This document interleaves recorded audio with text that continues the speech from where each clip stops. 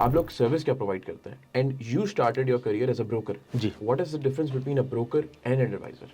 या बहुत से सालों से हमने सुना हुआ है कि जितने भी पुराने बाबू लोग हैं वो कहते हैं ये बेटी का घर है, सट्टे की दुकान है, कुछ लोग चलाते हैं, वो परसेप्शन किसी तरह ख़त्म हो। सिर्फ यही नहीं कि अपना बिज़नेस बिल्ड करूँ, मैं अपना बिज़नेस बिल्ड करूँ और साथ साथ लोगों को एक पूरी पाकिस्तानी आवाम को एक परसेप्शन दूँ कि ये मार्केट बहुत अपॉर्चुनिटी देती है आपको। आपने कहा दोनों साइड्स होती हैं ना, निकलना भी होता है, एंट्री भी करना, जैसे मार्केट की दोनों साइड्स होती हैं, तो इस तरह एक इन्वेस्टर होता है मार्केट में और एक ट्रेडर होता है। इन्वेस्टर के ऊपर तो सब बात करते हैं, क्या सक्सेसफुल ट्रेडर्स भी हैं इस हाँ, मार्केट में? कंपनी लीडर हो गए, आपने बेचने का कोई हिसाब किताब ही नहीं है आपका। एक कैटेगरी ऑफ इन्वेस्टमेंट ये है, कुछ अरसे बाद, 4 साल बाद, 5 साल बाद, 6 साल बाद वो पैसे आपके फ्री हो जाते हैं जो आप शुरू में लगा चुके होते हो। वो पैसा आपके पास आता रहता है और उसके बाद एक तरह से वो रेंटल इनकम बन जाती है आपकी, और वो ऐसी प्रॉपर्टी होती है जिस पर कोई कब्जा भी नहीं कर सकता। वो उसका कोई आपको रेंट भी नहीं देना, उसकी कोई रिनोवेशन भी नहीं करानी, और वो आपको रेंट आता रहेगा, आता रहेगा, आता रहेगा, एंजॉय करते रहे। एक वो इन्वेस्टमेंट होती है जो कैलकुलेटेड होती है, क्योंकि कुछ लोग क्या, बहुत सारे लोग इंडिविजुअल हाई वर्थ इंडिविजुअल्स सिर्फ इंटरेस्ट रेट बेस कमाई नहीं खाते, वो शेयर बेस खाते हैं। उनको ज़्यादा प्रेफर करता है कि यार हमें ट्रेडिंग अच्छा टाइम आएगा तो मिल जाएगा। वो सेक्टर है जिस पे आप ब्लाइंडली यू वुड से कि जैसे आप फर्टिलाइजर की बात करें, हम कहते हैं ना एग्रीकल्चर बेस्ड इकोनॉमी है, फर्टिलाइजर तो आएगा, ऑयल तो ज़रूरी है हमारा। कौन सा वो सेक्टर होगा? जैसे बोर्ड मीटिंग अनाउंस हुई तो स्टॉक के अंदर मूव आया, जैसे एफएफसी के अंदर आया, जैसे रिजल्ट आया तो कहानी ख़त्म हो गई। Buy on rumour, sell on news, तो उसके अंदर ट्रेडर भी एक्टिव हो जाते हैं। जिसके बाद रखा होगा सालों से 100 रुपये वाला, 200 वाला, वो देखेगा भाई अल्लाह मेरे को क्या मिलता है, 8 रुपये मिलता है। आए नज़र आ रहे हैं चेहरे आपको, वो उन्होंने हमसे सीखा है, हम भी सबसे सीख रहे हैं, लेकिन उन्होंने हमसे सीखा है।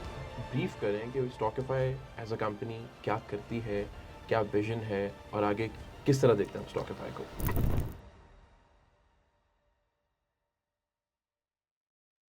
अस्सलाम वालेकुम। आज हमारा एक सॉर्ट ऑफ पॉडकास्ट का सेशन हो रहा है और जिनको इनवाइट किया है he is none other than my mentor, my teacher Suhail Farooq साहब, हाँ, फाउंडर ऑफ स्टॉकिफाई। अस्सलाम वालेकुम and welcome to the podcast, sort of podcast. कैसे हैं वालेकुम सलाम। हाँ, बहुत शुक्रिया आपका, आपने हमें इनवाइट किया। आप? हम तो आपको काफ़ी टाइम से इनवाइट करना चाह रहे थे, आप मसरूफ़ थे। सर बाबुओं का शहर है ना, ज़रा हमारे लिए मुश्किल होता है यहाँ पर। यहाँ के लोग हमारे हिसाब से बड़े शांत हैं, पावरफुल हैं, और हमारी कराची की लैंग्वेज के हिसाब से ज़रा स्लो है। मैं समझ गया। हाँ, आप समझ गए, बहुत से लोग समझ गए होंगे। बहुत कराची में ज़रा थोड़ा फास्ट लाइफ है, वहाँ से थोड़ा हम लोग निकल के इस्लामाबाद आएँ, यहाँ 1-2 हफ्ता रहें, फिर उसके बाद कराची जाएँ, तो थोड़ा एक यूँ तो करीब करीब है, लेकिन दोनों शहरों की एक कहते हैं ना अलग ही टेम्पो है। कराची के अंदर हमें इतना यूज्ड टू होगा, इतनी फास्ट ट्रैक लाइफ है, तो वहाँ पर बहुत सारे काम एक टेबल पे बैठ के हो जाते हैं। एक एक आदमी जो है वो एक कोई उसके पास अगर कोई काम है या नहीं नहीं है, या मैं कोई जॉब है, तो पीछे लाइन लगी पड़ी होती है कि भाई काम डिले नहीं होता, काम ठक ठक ठक ठक हो जाता है।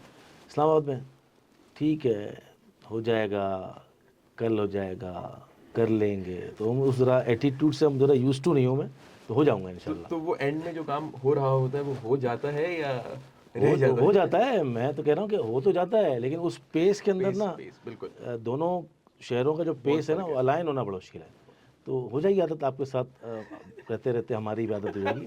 अच्छा, आपकी आदत हमारे हाँ, तो ज़रा मुझे ही करना पड़ेगा कुछ, आप तो सही होने के नहीं हैं, मतलब हमें ही अपना पेस स्लो करना पड़ेगा, मतलब यूँ करना पड़ेगा, एक टांग कराची में, एक टांग इस्लामाबाद इस्लामाबाद। में हाँ, ज़रूरी भी है। ज़रूरी भी है। बट क्योंकि जैसे हमने स्टार्ट की बात स्टॉकिफाई से, स्टॉकिफाई एक विजन था, मैं चाहता हूँ आप ब्रीफ करें कि स्टॉकिफाई एज अ कंपनी क्या करती है, क्या विजन है और आगे किस तरह देखते हैं आप स्टॉकिफाई को?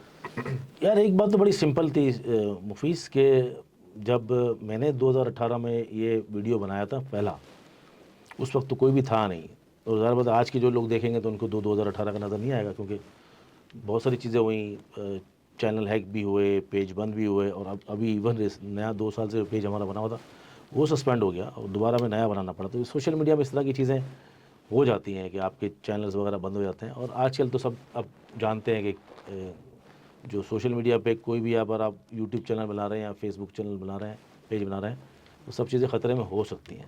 तो एनीवेज 2018 में वीडियो बनाया था, दोनों मकसद थे। एक तो ज़रूरत कारोबार करना था मुझे, आई वॉज पॉजिटिव कि यार मार्केट है, अभी हमारी न्यू बॉर्न बेबी है, मार्केट में बहुत कुछ होना बाकी है, और बहुत सारे लोग जो अभी इस वक्त इंडस्ट्री में आए नज़र आ रहे हैं चेहरे आपको, वो उन्होंने हमसे सीखा है हम भी सबसे सीख रहे हैं, लेकिन उन्होंने हमसे सीखा है।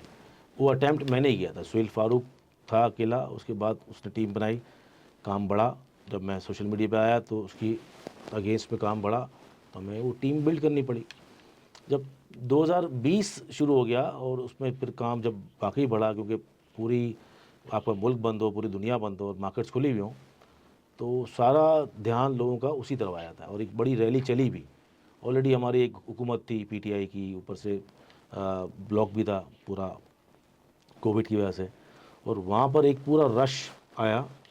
उस वक्त पता चला कि मार्केट के अंदर कौन कौन से प्रॉब्लम्स हैं।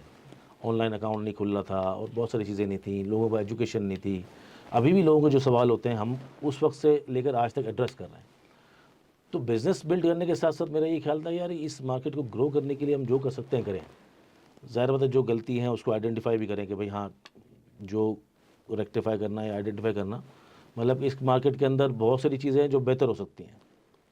बहुत सारे ऐसे रिसोर्सेज या बहुत सारे ऐसे ज़राए हैं जो हम पब्लिक को जो अगर बताएं, एजुकेट करें, तो आवाम जिसके आगे परसेप्शन मार्केट का गलत है, या बहुत से सालों से हमने सुना हुआ है कि जितने भी पुराने बाबू लोग हैं वो कहते हैं ये बेटी का घर है, सट्टे की दुकान है, कुछ लोग चलाते हैं, वो परसेप्शन किसी तरह ख़त्म हो।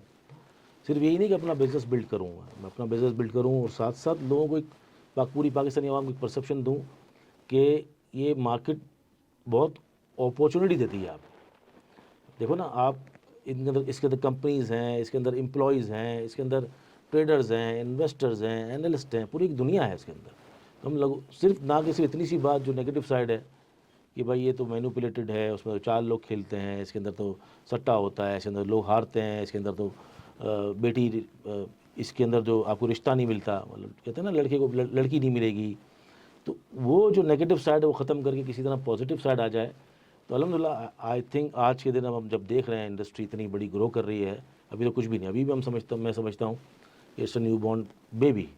लेकिन जिस तरह आप सोशल मीडिया पे चारों तरफ लोग नज़र आ रहे हैं, अब एक चहल पहल नज़र आ रही है, रेगुलेटर्स की तरफ से भी हमें अब एक्टिविटी नज़र आती है कि भाई हाँ कुछ ना कुछ हो चाहिए, जैसे T+1 है, या बोनस और डिविडेंड का जल्दी आना है, या बहुत से ऐसी चीज़ें एड्रेस हो रही हैं, बच्चों के अकाउंट हैं। तो हमें नज़र आ रहा है कि चारों तरफ से इंडस्ट्री अब नज़र आ रही है। मतलब जो 8 साल पहले मैं सोचता था या इससे पहले सोचता था, आज वो थोड़ा ख्वाब पूरा होता नज़र आता है। और अभी तो मैं I think this is just the beginning. अपने इंडस्ट्री की बड़ी डिटेल से चीज़ एक्सप्लेन की कि किस तरह के हमने, या जब आपने स्टार्ट किया था तो आपने चैलेंजेस या प्रॉब्लम्स आइडेंटिफाई किए, फिर आपने उसको रेक्टिफाई करने की कोशिश की। अब अगर मैं आपको थोड़ा सा नैरो डाउन करूँ आपके बिजनेस के ऊपर, स्टॉकिफाई एक एडवाइजरी कंपनी बनी, एक लाइसेंस एडवाइजरी कंपनी बनी, आप लोग सर्विस क्या प्रोवाइड करते हैं, and you started your career as a broker. जी, what is the difference between a broker and an advisor? Broker में थोड़ा सा ये समझना पड़ेगा लोगों को कि स्टॉक एक्सचेंज में बगैर ब्रोकर के अकाउंट खुलता नहीं है। और ब्रोकरेज हाउस के जो बड़े बड़े ब्रोकरेज हाउस के मालिक हैं, या आप ये समझ सकते हैं कि इतना अगर कस्टमर है तो इतना ब्रोकर तो नहीं है। तो हर आदमी डायरेक्ट, अगर हम कहें आरिफ हबीब है, अकील लेडी है, जहांगीर सिद्दीकी है, मुनीर खनानी है, ये डायरेक्ट तो तमाम क्लाइंटों से डील बात ही ह्यूमनली नॉट पॉसिबल ना।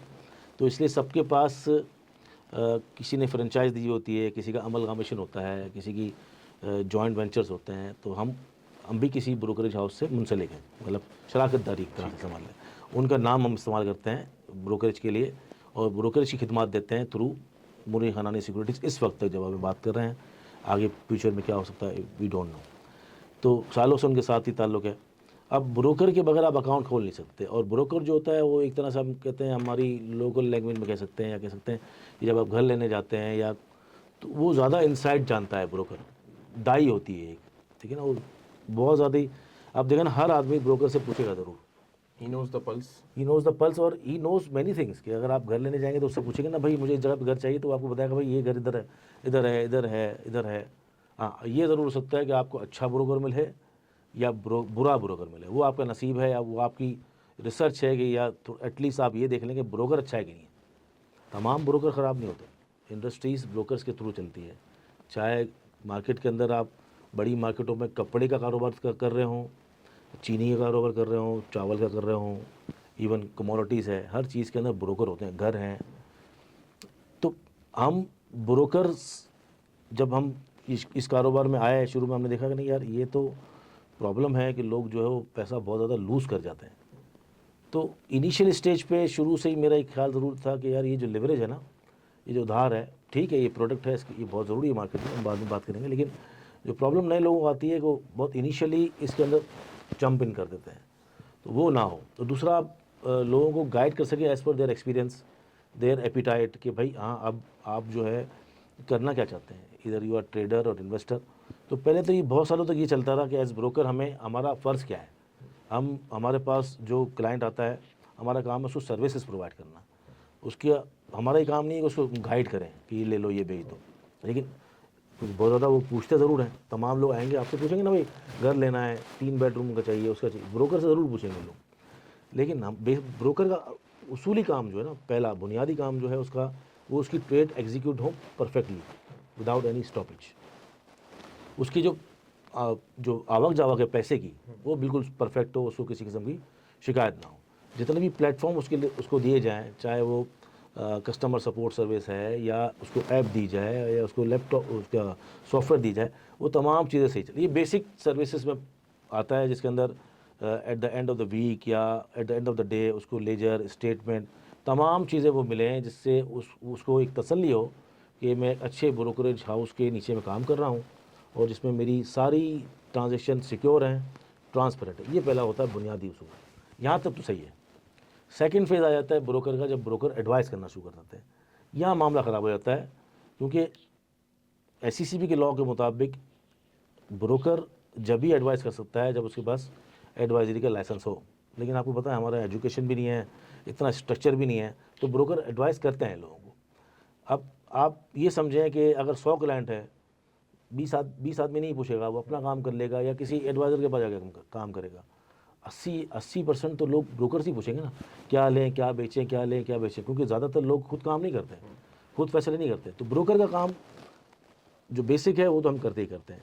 एडिशनल काम जो था जिसके अंदर एडवाइजरी देनी होती है, उसके लिए हमने प्रॉपर लाइसेंस ले लिया, क्योंकि जब आप किसी को एडवाइस करो तो एक तरह से आपके पास एक कन्विक्शन हो, एक ऑथेंटिसिटी हो कि भाई हाँ, हम आपसे अगर बात कर रहे हैं तो हम सब चीज़ों को देख के कर रहे हैं, पूरी टीम है हमारे पास और हम आपको एडवाइस कर रहे हैं।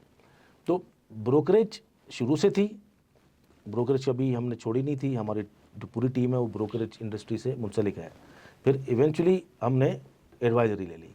अब हम क्या करते हैं कि लोगों के पोर्टफोलियो डिज़ाइन करते हैं, मतलब हमारी जो सबसे अच्छी और सबसे बेस्ट सर्विस है वो लोगों की पोर्टफोलियो डिज़ाइनिंग है। मतलब फ़र्ज़ करें आपके पास 1 करोड़ रुपये है और अब आप चाहते हैं कि आपका पोर्टफोलियो डिज़ाइन हो जाए एक हमारी टीम के साथ, प्रोफेशनल टीम के साथ। वो क्या करेंगे, आपको बताएंगे कि भाई हमारे पास इतना अमाउंट है 1 करोड़ रुपये। हम सवाल करते हैं कि अब आपकी जो ड्यूरेशन है, जो टाइम पीरियड है वो कितना है, 3 साल है, 5 साल है, 10 साल है, कितने अरसे के लिए आप बनाना चाहते हैं और क्या गोल है आपका, और रिस्क एपिटाइट कितना है, मीडियम रिस्क है, हाई रिस्क है, लो रिस्क है।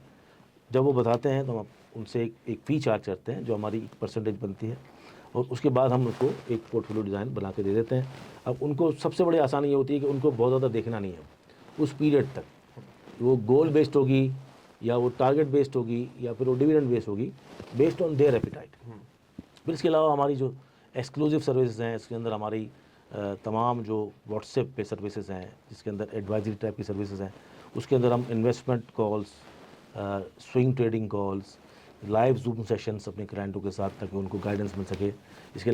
इसके अलावा टेक्निकल एनालिसिस कोर्स हैं, 1-to-1 एडवाइजरी है, फिर ट्रेडिंग के भी हमने सेटअप बनाए हुए हैं। तो तमाम किस्म की सर्विसेज जो इस इंडस्ट्री से, स्टॉक एक्सचेंज से ताल्लुक़ है जिसका, वो तमाम सर्विस हम अंडर वन रूफ प्रोवाइड करते हैं विद डिफरेंट पीपल। मतलब मैं कुछ और कर रहा हूँ तो सुफियान साहब कुछ और कर रहे हैं, आप कुछ और कर रहे हैं, डॉक्टर मसूद राशिद कुछ और कर रहे हैं। तो हम तमाम चीज़ें, investment, trading, 1-to-1 advisory, portfolio designing, portfolio management, तमाम सर्विसेज दे रहे हैं। ज़बरदस्त। अच्छा, मैंने यहाँ तक तो एक क्लैरिटी बिल्ड कर ली कि ब्रोकर का क्या रोल है स्टॉक मार्केट में, एडवाइज़र का क्या रोल है, और मैं कोशिश करूँगा कि हमारा जो डिस्कशन है वो तमाम लोगों के लिए हो। आप अगर बिगनर भी हैं, आप स्टार्ट भी करें अपनी स्टॉक मार्केट की जर्नी, तो भी ये डिस्कशन आप लोगों के लिए बहुत हेल्पफुल होगा, क्योंकि हम बेसिक से लेके आगे तक एडवांस तक जाएंगे। अच्छा, मैंने अकाउंट खुलवाया स्टॉक मार्केट में, तो मुझे एक ब्रोकर चाहिए। उसके बाद नेक्स्ट स्टेप्स क्या होते हैं? अकाउंट खुलने के बाद आपके पास में आया, अकाउंट प्रोसेस हुआ, what are the next steps? मैं दूसरों के बारे में तो नहीं कह सकता, लेकिन हमने जिस तरह निज़ाम बनाया था, जो हमें क्योंकि एक्सपीरियंस से पता चलता रहता है कि भाई क्या क्या प्रॉब्लम आ रही है। जब कोई आदमी आता है उसको अकाउंट खुलाना था, हमने ज़ाहिर बात है पहले अकाउंट डिपार्टमेंट सेट किया हुआ है, जिसमें वक्त लगता है, आप चीज़ें आपके सामने आती हैं क्योंकि सारा ऑनलाइन प्रोसेस है। अब आप डिजिटली व्हाट्सएप पे ही तमाम चीज़ें प्रोवाइड कर देते हैं, और जो रिप्रेजेंटेटिव है, लड़का बच्चे बच्चियाँ, वो एक वेबसाइट पे, ब्रोकर की वेबसाइट पे डाल के नेशनल क्लियरिंग से लाइन होकर अकाउंट आपका खोल देते हैं। जितना जल्दी आप डेटा प्रोवाइड करते हैं उतनी जल्दी अकाउंट खुल जाएगा। ये तो इनिशियल प्रोसेस। अकाउंट खोलना शायद अब बेहतर हो गया है, पहले तो बहुत मुश्किल था, अब आसान है, 4 दिन 5 दिन 3 दिन 2 दिन 6 दिन में खुल जाता है। उसके बाद आदमी कहाँ जाएगा?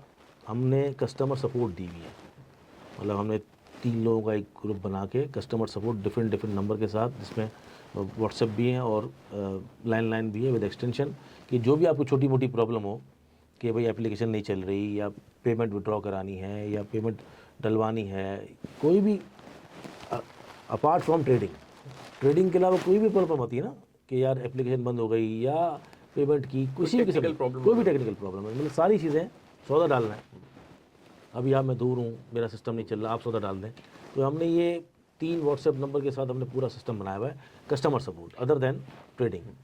फिर उस कस्टमर के लिए जिसका अकाउंट खुला है, तो उसको अकाउंट खोलने वाला एक व्हाट्सएप ग्रुप में डाल देता है गाइडेंस के लिए, जिसके अंदर हम मार्केट से related up to date result और तमाम गाइडेंस उस व्हाट्सएप ग्रुप पे आपको समझ लें कि रिमोटली प्रोवाइड हो रहा है। आप घर बैठे हुए हैं, आपको एक व्हाट्सएप पे अकाउंट खोलने के बाद, क्योंकि अकाउंट खोलने के बाद आपके पास यूज़र आईडी पासवर्ड तो आ गया, आप ट्रेड तो कर सकते हैं, पर ट्रेड करनी क्या है, कि कौन सी किस कंपनी में इन्वेस्टमेंट करनी है, किस कंपनी में ट्रेडिंग करनी है, वो सारी गाइडेंस आपको व्हाट्सएप ग्रुप पे मिल रही होती है। और उधर अगर कोई प्रॉब्लम आता है कि अभी आपने व्हाट्सएप ग्रुप से सुना और आपने कोई बाइंग सेलिंग करनी है और आपसे नहीं हो रही, तो आपके लिए कस्टमर सपोर्ट बैठा हुआ है। और यही नहीं ख़त्म हो रहा अभी, इसके बावजूद अगर कोई प्रॉब्लम है ट्रेडिंग करते हुए कि नहीं फैसला हो रहा, तो हमने एक्सपर्ट ट्रेडिंग डेस्क बना दिया है अपनी टीम का, जिसके अंदर मुइज़ आप आते हैं, मुइज़ आते हैं, साद आते हैं, और सबसे बड़ी बात सुफियान आते हैं। तो हर वक्त पूरा प्रोटेक्टेड है। अगर क्लाइंट हमारे पास आता है फ्रॉम A to Z, तो सारा उसको कवर करके account opening, WhatsApp groups, customer support, trading desk, तमाम चीज़ों को कवर कर लिया जाए, ताकि उसको ये ना लगे कि यार मेरा डिसीजन गलत हो जाए, या मैं क्या लूँ, मैं क्या बेचूँ, अंधेरे में नहीं रखा गया। तो पूरा हम उसको कवर करते हैं और आराम से इत्मीनान से अपनी इन्वेस्टमेंट का आगाज़ कर सकते हैं। बिल्कुल ठीक है। सुन साहब, आपने कहा कि जब आपने स्टार्ट किया तो एक मार्केट के लिए भी हेल्दी था, एक विजन था, प्रॉब्लम्स भी अगेन वही वाली बात है कि आपने आइडेंटिफाई कर ली, आपने एक सर्विस बिजनेस बिल्ड किया और उसमें आपने सर्विस देनी शुरू की। लेकिन जो सर्विस आप दे रहे हैं जिस इंडस्ट्री में, उस पर आपका बड़ा बिलीव है कि इन्वेस्टमेंट्स यहाँ पर होती हैं। क्या आप खुद भी इन्वेस्टमेंट्स करते हैं? क्या आपकी कंपनी इन्वेस्टमेंट्स करती है, या आप सिर्फ सर्विस प्रोवाइड करते हैं? SECB के लॉ के हिसाब से एडवाइजरी कंपनी अपनी इन्वेस्टमेंट नहीं कर सकती एज कंपनी। ठीक है। हाँ, और मेरा अपना भी ये ख्याल है, लोग शायद ये आज नहीं तो कल बिलीव करेंगे। जब 8 साल पहले मैं बिलीव कर सकता हूँ और आज सब कर रहे हैं, तो मुझे उम्मीद है कि लोग सूनर और लेटर समझ जाएंगे इस बात को। बड़ा बायस्ड हो जाते हैं इंसान अगर आप अपना काम करते हो तो। मेरे इमोशन जुड़ जाएंगे स्टॉक के साथ। अगर मैं कोई स्टॉक बाय कर लूँ, उसके बाद मुझे ना मार्केट नज़र आएगी और ना ही मुझे कोई भी चीज़ नज़र आएगी। मैं सिर्फ ये समझूंगा कि यार स्टॉक वो बढ़ेगा बस, और उस स्टॉक की जो मोहब्बत होगी इमोशनली, वो ना मुझे मार्केट देखने देगी, ना टेक्निकल देखने देगी, ना फंडामेंटल्स देखने देगी, वो मुझे बिल्कुल न्यूट्रल नहीं रहने देगी। तो investment as advisor, as broker तो करनी ही नहीं चाहिए। आई थिंक जब आप अपना काम करने लगते हैं तो आपके इस like a conflict of interest, आपके अपने जो ख्वाहिशात हैं ना वो अलाइन हो जाती हैं। इसलिए आप उसके चक्कर में आप अपना माल बेचने के चक्कर में लोगों को खरीदवाएंगे, ठीक है ना। लोगों का माल, मतलब बहुत सारी चीज़ें ऐसी हो सकती हैं जो नहीं होनी चाहिए। इसलिए मैं अपनी टीम को किसी को भी काम करने देता ही नहीं। शुरू से मेरा रूल है कि आपने अपना काम नहीं करना, क्योंकि आपको नहीं नज़र आएगी मार्केट। देखिए ना, मैंने जब बेरिश डिनाइल बनाया इस वक्त वीडियो, मुझे अच्छी तरह याद है, एवरीबडी वाज सेइंग कि मार्केट तो 2 लाख पे जा रही है। तो जब मैंने वीडियो बनाया, मैंने उस पर लिखा भी, उस पर बात भी गई कि मैं टारगेट 1,81,000 का लेके चला हूँ 1,15,000 से, जब जंग हो रही थी इंडिया पाकिस्तान की, और मैं जनवरी 1 को वीडियो बनाया है। उसके बाद ट्रंप की टैरिफ वॉर भी आई, ईरान इसराइल वॉर भी आई, इंडो पाक। मैं तो खड़ा रहा, मैं तो कभी नहीं कहा कि एग्जिट हो जाए इस मार्केट से। 181 अभी आया भी नहीं था, और 171 टच करने के बाद मैं ही कह रहा हूँ कि भाई अभी थोड़ा करेक्शन है, ठीक है। फिर 1.5 महीना मार्केट ने तंग भी किया, फिर मैं ही कह रहा हूँ कि 1,63,800 के बाद कि ब्रेकआउट है, अभी ये मार्केट 81 जा रही है। एक 81 के बाद आप देख लें कि एक 81 घूम ही रहा है, मतलब पिछले 1 महीने से या 1.5 महीने से वो एक नंबर घूम रहा है। इतना स्ट्रांग नंबर था कि मार्केट उसको बार बार सपोर्ट बना रही है और अपनी नई लेग बनाने से पहले। तो टेक्निकली या फंडामेंटली या सेंटिमेंट्स की बुनियाद पर या खबरों की बुनियाद पर तमाम चीज़ों को लेके, ये इवन इंटरनेशनल कमोडिटी प्राइसेस हैं, बुलियन मार्केट है, तमाम मार्केट को देख के जब आप एक तजिया बनाते हैं तो आप अपने तमाम सुनने वालों को, अपने क्लाइंट्स को जब भी आप बता सकते हैं या गाइड कर सकते हैं जब आप अपना काम ना करें। जब आप इमोशनली उस तरफ इन्वॉल्व हो जाएंगे तो आप कैसे एग्जैक्टली बताएंगे। ऐसा नहीं है कि करनी नहीं चाहिए, एक वक्त पे आके आपका बहुत बड़ा फंड हो, ठीक है, आपको पैसा पार्क करना हो, आप डिविडेंड के लिए रख के छोड़ दें जिसको आप बार बार ना देखें, लेकिन मैं नहीं करता। इंडिविजुअली मेरी जो पुरानी आदत थी एक, वो कंटिन्यू है, इन्वेस्टमेंट करके छोड़ देना। लेकिन डेली बेसिस पे ट्रेडिंग, स्टॉक लिया बेचा, ना मेरी टीम करती है ना मैं करता। बिल्कुल ठीक है, आपने बड़ी डिटेल से इसका जवाब दिया और बड़ा लॉजिकल आंसर था कि इमोशनली आप किसी चीज़ से अटैच होते हैं तो आपको फिर वो अच्छी ही लगती है। ऑब्वियसली तो इससे एक सवाल मेरे जहन में आया, आप इमोशंस को अलग करके एक बिज़नेस बिल्ड किया आपने, जिसमें आप तरीके से देख सकें क्या ये कंपनी जस्टिफाइड है, सही है या नहीं है, क्या इसमें मुझे लोगों को एडवाइजरी प्रोवाइड करनी चाहिए, इन्वेस्टमेंट करवानी चाहिए, नहीं करवानी चाहिए। इमोशन से हटने के बाद कितनी इन्वेस्टमेंट एडवाइजरी आपने जो प्रोवाइड की वो सक्सेसफुल रही, यानी वो आउट परफॉर्म कर गई वो इन्वेस्टमेंट, और कितनी अंडर परफॉर्म की, आपका सक्सेस रेशो क्या है अगर आपने अपने इमोशंस को बिल्कुल हट के आप अनबाइस्ड होकर काम कर रहे हैं तो आपका रेशो। अब इसके लिए तो पूरा क्लाइंट से रिव्यू लेना पड़ेगा, तमाम लोगों का, कि उनसे बोलना पड़ेगा भाई हाँ आप आए हैं हमें बताएं। तो ऑन टॉपिक फिर है एक जनरल परसेप्शन के थ्रू अगर हम सिर्फ सोशल मीडिया की बात करें तो 2 साल से हमारे टारगेट अचीव हो रहे हैं। ठीक है, 90,000 आपके साथ ही था मैं जब बात करी थी, जब, और उसके बाद हमने रिवाइज़ किया था उसको 1,05,000 तक के लिए, जब मारी ने बोनस दिया था, वो 1,15 बंद हुआ था, 10,000 ऊपर बंद हुआ था साल की क्लोजिंग।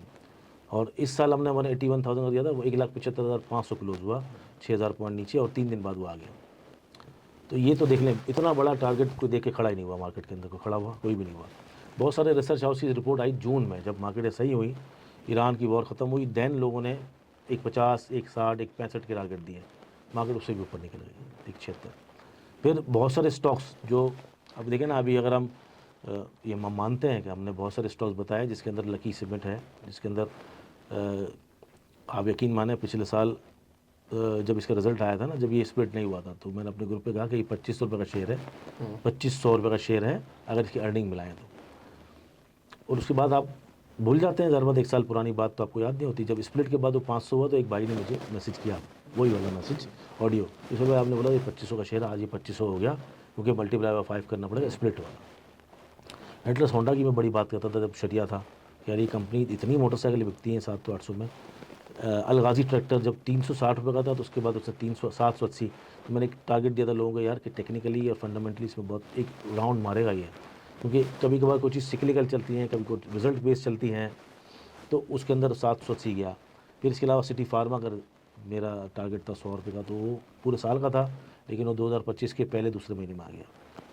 फिर फार्मास्यूटिकल में मैक्टर का मैंने टारगेट दिया 620 का, और 620 लेकर आया। फिर वापस जब आया, पहले 500 लगा, फिर 620, दोनों टारगेट अचीव हुए। फिर वापस आया तो 400 में दोबारा हमने उस पर बैठने की कोशिश की, लेकिन अनफॉर्चुनेट नहीं चला।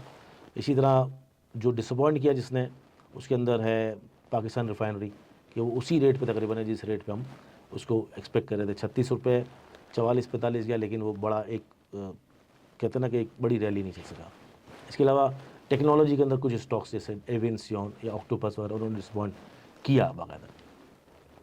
आप ये समझ लें कि ओवरऑल अगर हम 2 साल से स्टॉक्स बता रहे हैं, जैसे मीज़ान बैंक है या बैंकिंग सेक्टर बता रहे हैं या ऑटो सेक्टर, होंडा कार ने डिसअपॉइंट किया, तो हम ये ओवरऑल अगर हम जितने भी सोशल मीडिया पे हम अगर शुरू से जानते हैं और हमारे क्लाइंट्स तमाम हैं, तो हम ये कह सकते हैं कि हमारा इस वक्त जो रेशियो है 2 साल 2.5 साल से 80-85% सक्सेस रेशियो रहा है, इंक्लूडिंग इंडेक्स रीडिंग और तमाम स्टॉक्स जो इन्वेस्टमेंट और ट्रेडिंग के लिए बताए गए। जबरदस्त। अच्छा, 85%। एक चीज़ मैं बताना चलूँ, क्योंकि it's not a formal discussion, ये डिस्कशन इसलिए कि हम लोग इंटरेक्शन कर सकें, हम लोगों को बहुत सारी चीज़ें पता चल सकें। आपने अपने आउट परफॉर्म और अंडर परफॉर्म बताया, बट आई थिंक एक चीज़ आप भूल गए, और वो मुझे इसलिए याद रहेगी कि वो आपने मेरे साथ ही शो में डिस्कस की थी। सिमेट्री वाज आल्सो हाँ, yes, 10 रुपए का था, सेक्टर बिल्कुल। जो आउट परफॉर्म किया जिसने और आपके टारगेट्स को अचीव किया एंड देन फिर चले वो नीचे आया है। वो जो स्टॉक था वो इतनी जल्दी परफॉर्म कर गया, क्योंकि जब हम बात कर रहे थे शायद 10 रुपये का था या 8 रुपए का। 8 रुपये का था, और हमारे जो टारगेट थे 16-17 पे वो अचीव करने का, वो 23 रुपये तक चला गया। वो ज़रा ओवर एक्सटेंशन चला गया, इसीलिए इसी लेवल पर तंग भी कर रहा है बड़े अरसे से। कोई चीज़ एक बहुत बड़ी रैली चला देती है ना, जैसे फार्मास्यूटिकल सेक्टर है ना, जैसे ग्लैक्सो है, एचईपी है, उन्होंने इतनी बड़ी रैली चला दी कि अब वो हम लोग उसी तरह इंतजार कर रहे हैं कि वो कंसोलिडेशन फेज़ अलग है, लेकिन लोग इंतजार कर रहे हैं कि यार उसी तरह चले जिस तरह पहले चला था। ये भी हुआ, फार्मा में हमने बहुत अच्छी ग्लैक्सो, एजीपी, हेलियोन, बैक्टर, सर्ल, तमाम चीज़ों में रैली इंजॉय करी, लेकिन जब वो नीचे आए हैं तो दोबारा थोड़ा अरसे बाद रैली लेने की कोशिश की, तो उन्होंने अभी फ़िलहाल रुके हुए हैं, नहीं चल रहे BF वगैरह।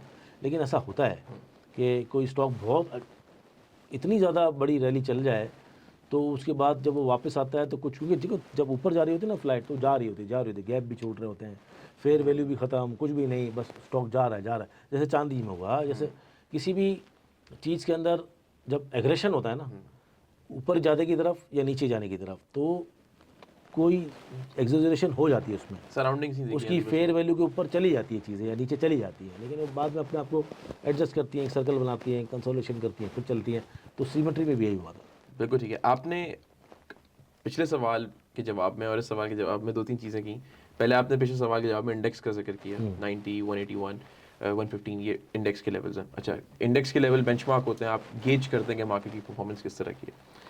उसके बाद आपने कहा एग्रेशन, तो हम दोनों चीज़ों को कंबाइन करते हैं। सवाल ये है कि लोग इंडेक्स में इन्वेस्टमेंट नहीं करते जी। लोग करते हैं पर्टिकुलर कंपनी में, जैसे आपने लकी सीमेंट की बात की या आपने अटक रिफाइनरी की बात की। इंपॉर्टेंट चीज़ ये, और आपने फिर उसके साथ बात की एग्रेशन की कि कुछ चीज़ें ऊपर चली जाती हैं, कुछ चीज़ें नीचे चली जाती हैं। लोगों का परसेप्शन ये है कि मार्केट बड़ी एग्रेसिव बढ़ी है पिछले कुछ सालों में, 2-3 सालों में, बल्कि 2-3 सालों में भी नहीं, आई वुड से 1.5 ईयर बहुत एग्रेशन में बढ़ी है। लोग ये समझते हैं क्योंकि वो इंडेक्स को देख रहे हैं तो उनको लगता है मार्केट कंपैरेटिवली महंगी हो गई है, क्योंकि जिन्होंने कोविड में 27,000 का इंडेक्स देखा या 153,000 का लेवल था कि ऑल टाइम हाई था, अब मार्केट बिल्कुल ही आपकी 188, 190 के लेवल पर आ गई, 2 लाख के समझे करीब आ गई मार्केट। लगता है मार्केट बहुत महंगी हो गई है। क्या अब जो नया पार्टिसिपेंट आ रहा है वो इंडेक्स के लेवल को देख कर आ रहा है, उसको आना चाहिए, नहीं आना चाहिए, और ये एग्रेशन जो मार्केट का है कब तक लास्ट करेगा, या this is the end of this bull run? देखिए, इंडेक्स को देखना ज़रूरी है। अब इंडेक्स बना हुआ किस तरह है, वो 100 कंपनियों में बना हुआ है, और इंडेक्स हमारा एक्स नहीं होता। अभी तो बहुत सारे लोगों को ये नहीं पता कि एक्स क्या होता है, बोर्ड मीटिंग क्या होती है, लेकिन वो एक्स नहीं होता। बड़ा प्रॉब्लम ये है कि अगर आपका स्टॉक स्प्लिट हुआ तो प्राइस नीचे आएंगे, जैसे लकी के नीचे आए, लेकिन लकी जब चला या यूबीएल नीचे चला तो ये हैवी वेट्स हैं, तो ये अपने प्राइस को फिल करते हैं, लेकिन इंडेक्स चलाया था ऊपर। अगर आप स्प्लिट को काउंट नहीं भी करते तो एक जनरली बात करते हैं कि एफएफसी ने 8 रुपये दिए या 10 रुपये दिए 600 के रेट पे, अब वो 600 का जो प्राइस है उसका वो एक्स हो गया, मतलब 10 रुपये ख़त्म हो गया, इसमें 590 हो गया, डिविडेंड आपको मिल गया, और आपकी प्राइस से क्योंकि एक्स हो गया और 590 आ गया, वो 590 से वापस 600 रुपये होगा, तो वो 300 पॉइंट का इजाफा कर देगा इंडेक्स के अंदर। अब जब वो 10 रुपये निकला था तो एफएफसी से तो 10 रुपये माइनस हो गए, लेकिन इंडेक्स से नहीं हुए। लेकिन जब वो बढ़ा तो वो तो अपने रेट पे आया, पर इंडेक्स तो वो 300 पॉइंट बढ़ा गया। ये थोड़ा सा समझने की ज़रूरत है बहुत से लोगों को। स्टॉक्स बहुत सारे होते हैं, वो अपने प्राइस पे वापस आते हैं खाली, लेकिन उसकी वजह से इंडेक्स बड़ा बढ़ जाता है। तो इंडेक्स एक तो हमारा एक्स नहीं होता। दूसरा ये समझने की ज़रूरत है लोगों को कि इंडेक्स के बगैर आप मार्केट के ट्रेंड का तज्जिया नहीं कर सकते। मतलब इंडेक्स के अगर बहुत ज़्यादा फूला हुआ है और उसका मंथली RSI 90s में चल रहा है, तो आपको एक देखना पड़ता है, अच्छा यार अब यहाँ पर बबल बना हुआ है, वक्ती तौर पर वो थोड़ा ठंडा होगा, उसके इंडिकेटर्स वगैरह ठंडे होंगे, वहाँ पर प्रॉफिट बुकिंग आ सकती है, क्योंकि मैं ही नहीं देख रहा, इंस्टीट्यूशन भी देख रही होती है, टेक्निकली फंडामेंटली तमाम चीज़ें। ऐसा नहीं हो सकता कि जो म्यूचुअल फंड्स हैं या इंस्टीट्यूशन दूसरी हैं या हाईवर्थ हैं वो टेक्निकल नहीं देख रहे होते।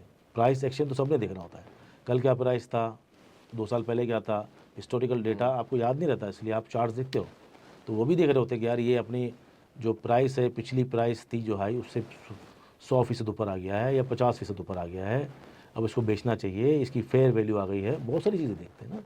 ऐसा तो नहीं हो सकता कि तो इसलिए इंडेक्स को देखना ज़रूरी है ट्रेंड के लिए, लेकिन पैसे कमाने के लिए इंडेक्स को देखना ज़रूरी नहीं है। सही। मतलब इंडेक्स आपको ये साथ दे देगा कि अगर वो बढ़ रहा है तो आप उसके साथ अटैम्प्ट कर सकते हैं स्टॉक्स के अंदर, उन स्टॉक्स के अंदर जो जिस पे वो बना हुआ है 100 कंपनीज, ठीक है। अब उसके अंदर आप टेक्निकली फंडामेंटली काम करेंगे तो आपको आसानी होगा। अगर इंडेक्स नीचे जा रहा है तो आपके स्टॉक्स भी नीचे जाएंगे, ये ऑब्वियस सी बात है। अगर 2 लाख पे भी इंडेक्स होगा कल 5 लाख पे भी इंडेक्स होगा, लोग काम तो करेंगे, लेकिन इंडेक्स की मूवमेंट को देखना और गेज करना और एनालाइज करना ज़रूरी है बिकॉज ऑफ द ट्रेंड। अगर स्टॉक इंडेक्स का ट्रेंड यूँ है और आपने बाइंग की एंट्री मारी तो आपको नुकसान हो सकता है। जो लोग ये सोच रहे हैं कि मार्केट महंगी उनको लग रही है कि बहुत बढ़ गई, उनके सामने ही वो खबरों में सुनते हैं कि KC 100 इंडेक्स तजावुज़ कर गया, बढ़ गया, क्या उनको एंटर करना चाहिए? आप अगर उन्हें शॉर्ट वर्ड में बताएं, क्या is the market expensive right now और it's a good time to invest, अगर इन्वेस्ट करना है उन्होंने एंटर नहीं, करना है? मार्केट तो कभी भी एक्सपेंसिव नहीं होती। अच्छा, मार्केट को गेज करने का महंगी सस्ती मार्केट इंडेक्स से नहीं होती। ठीक है, इंडेक्स से मैंने आपको बता दिया, क्योंकि ट्रेंड चेक करना है आपने सिर्फ, उसका ताल्लुक महंगे सस्ते से नहीं है। बिल्कुल ठीक है, ये बात क्लियर हो जानी ठीक चाहिए। है, होगी। जो महंगी सस्ती मार्केट है ना, वो स्टॉक्स होते हैं महंगे सस्ते, मार्केट महंगी सस्ती नहीं होती। स्टॉक्स महंगे सस्ते का मतलब है उस कंपनी की फेयर वैल्यू क्या निकल रही है। अगर फ़र्ज़ करें आपको फेयर वैल्यू निकालना नहीं आती, बड़ा मुश्किल लग रहा है कि अच्छा इसका बुक वैल्यू जोड़नी है, एंटरप्राइज वैल्यू जोड़नी है, फलाना डिमा का, हालांकि बहुत सारे पॉइंट होते हैं, मैनेजमेंट होता है, पब्लिक ट्रस्ट होता है, मैं तो बहुत सारे पॉइंट लाता हूँ। पब्लिक ट्रस्ट है, कितना नाम है मार्केट में, 10 लोग अगर मजबूरी तौर पे 10 लोगों से पूछो तो क्या राय है सबकी, तो मैं हर एंगल से उसकी फेयर वैल्यू निकालता हूँ। लेकिन एक जनरल फेयर वैल्यू आपको निकालनी है तो आप based on arithmetic, based on simple math. तो इस वक्त मार्केट में हमारे यहाँ लगभग ऑन एन एवरेज मल्टीपल जो चल रहा है, ऑन एन एवरेज इसलिए बोल रहा हूँ कि मैं कुछ कंपनियों का बहुत नीचे है, कुछ का बहुत ऊपर, तो आप 8 से 10 का लगा लो प्राइस अर्निंग मल्टीपल। अब कंपनी आपकी 10 रुपये कमा रही है ना साल के, तो उसका रेट चल रहा है 100 रुपये, यूँ समझ लें आप, ये हमारा है। लेकिन अगर कोई और उसी इंडस्ट्री में, सीमेंट इंडस्ट्री के अंदर दूसरी और कोई कंपनी 10 रुपये कमा रही है और उसका प्राइस 120 रुपये है, तो महंगी है।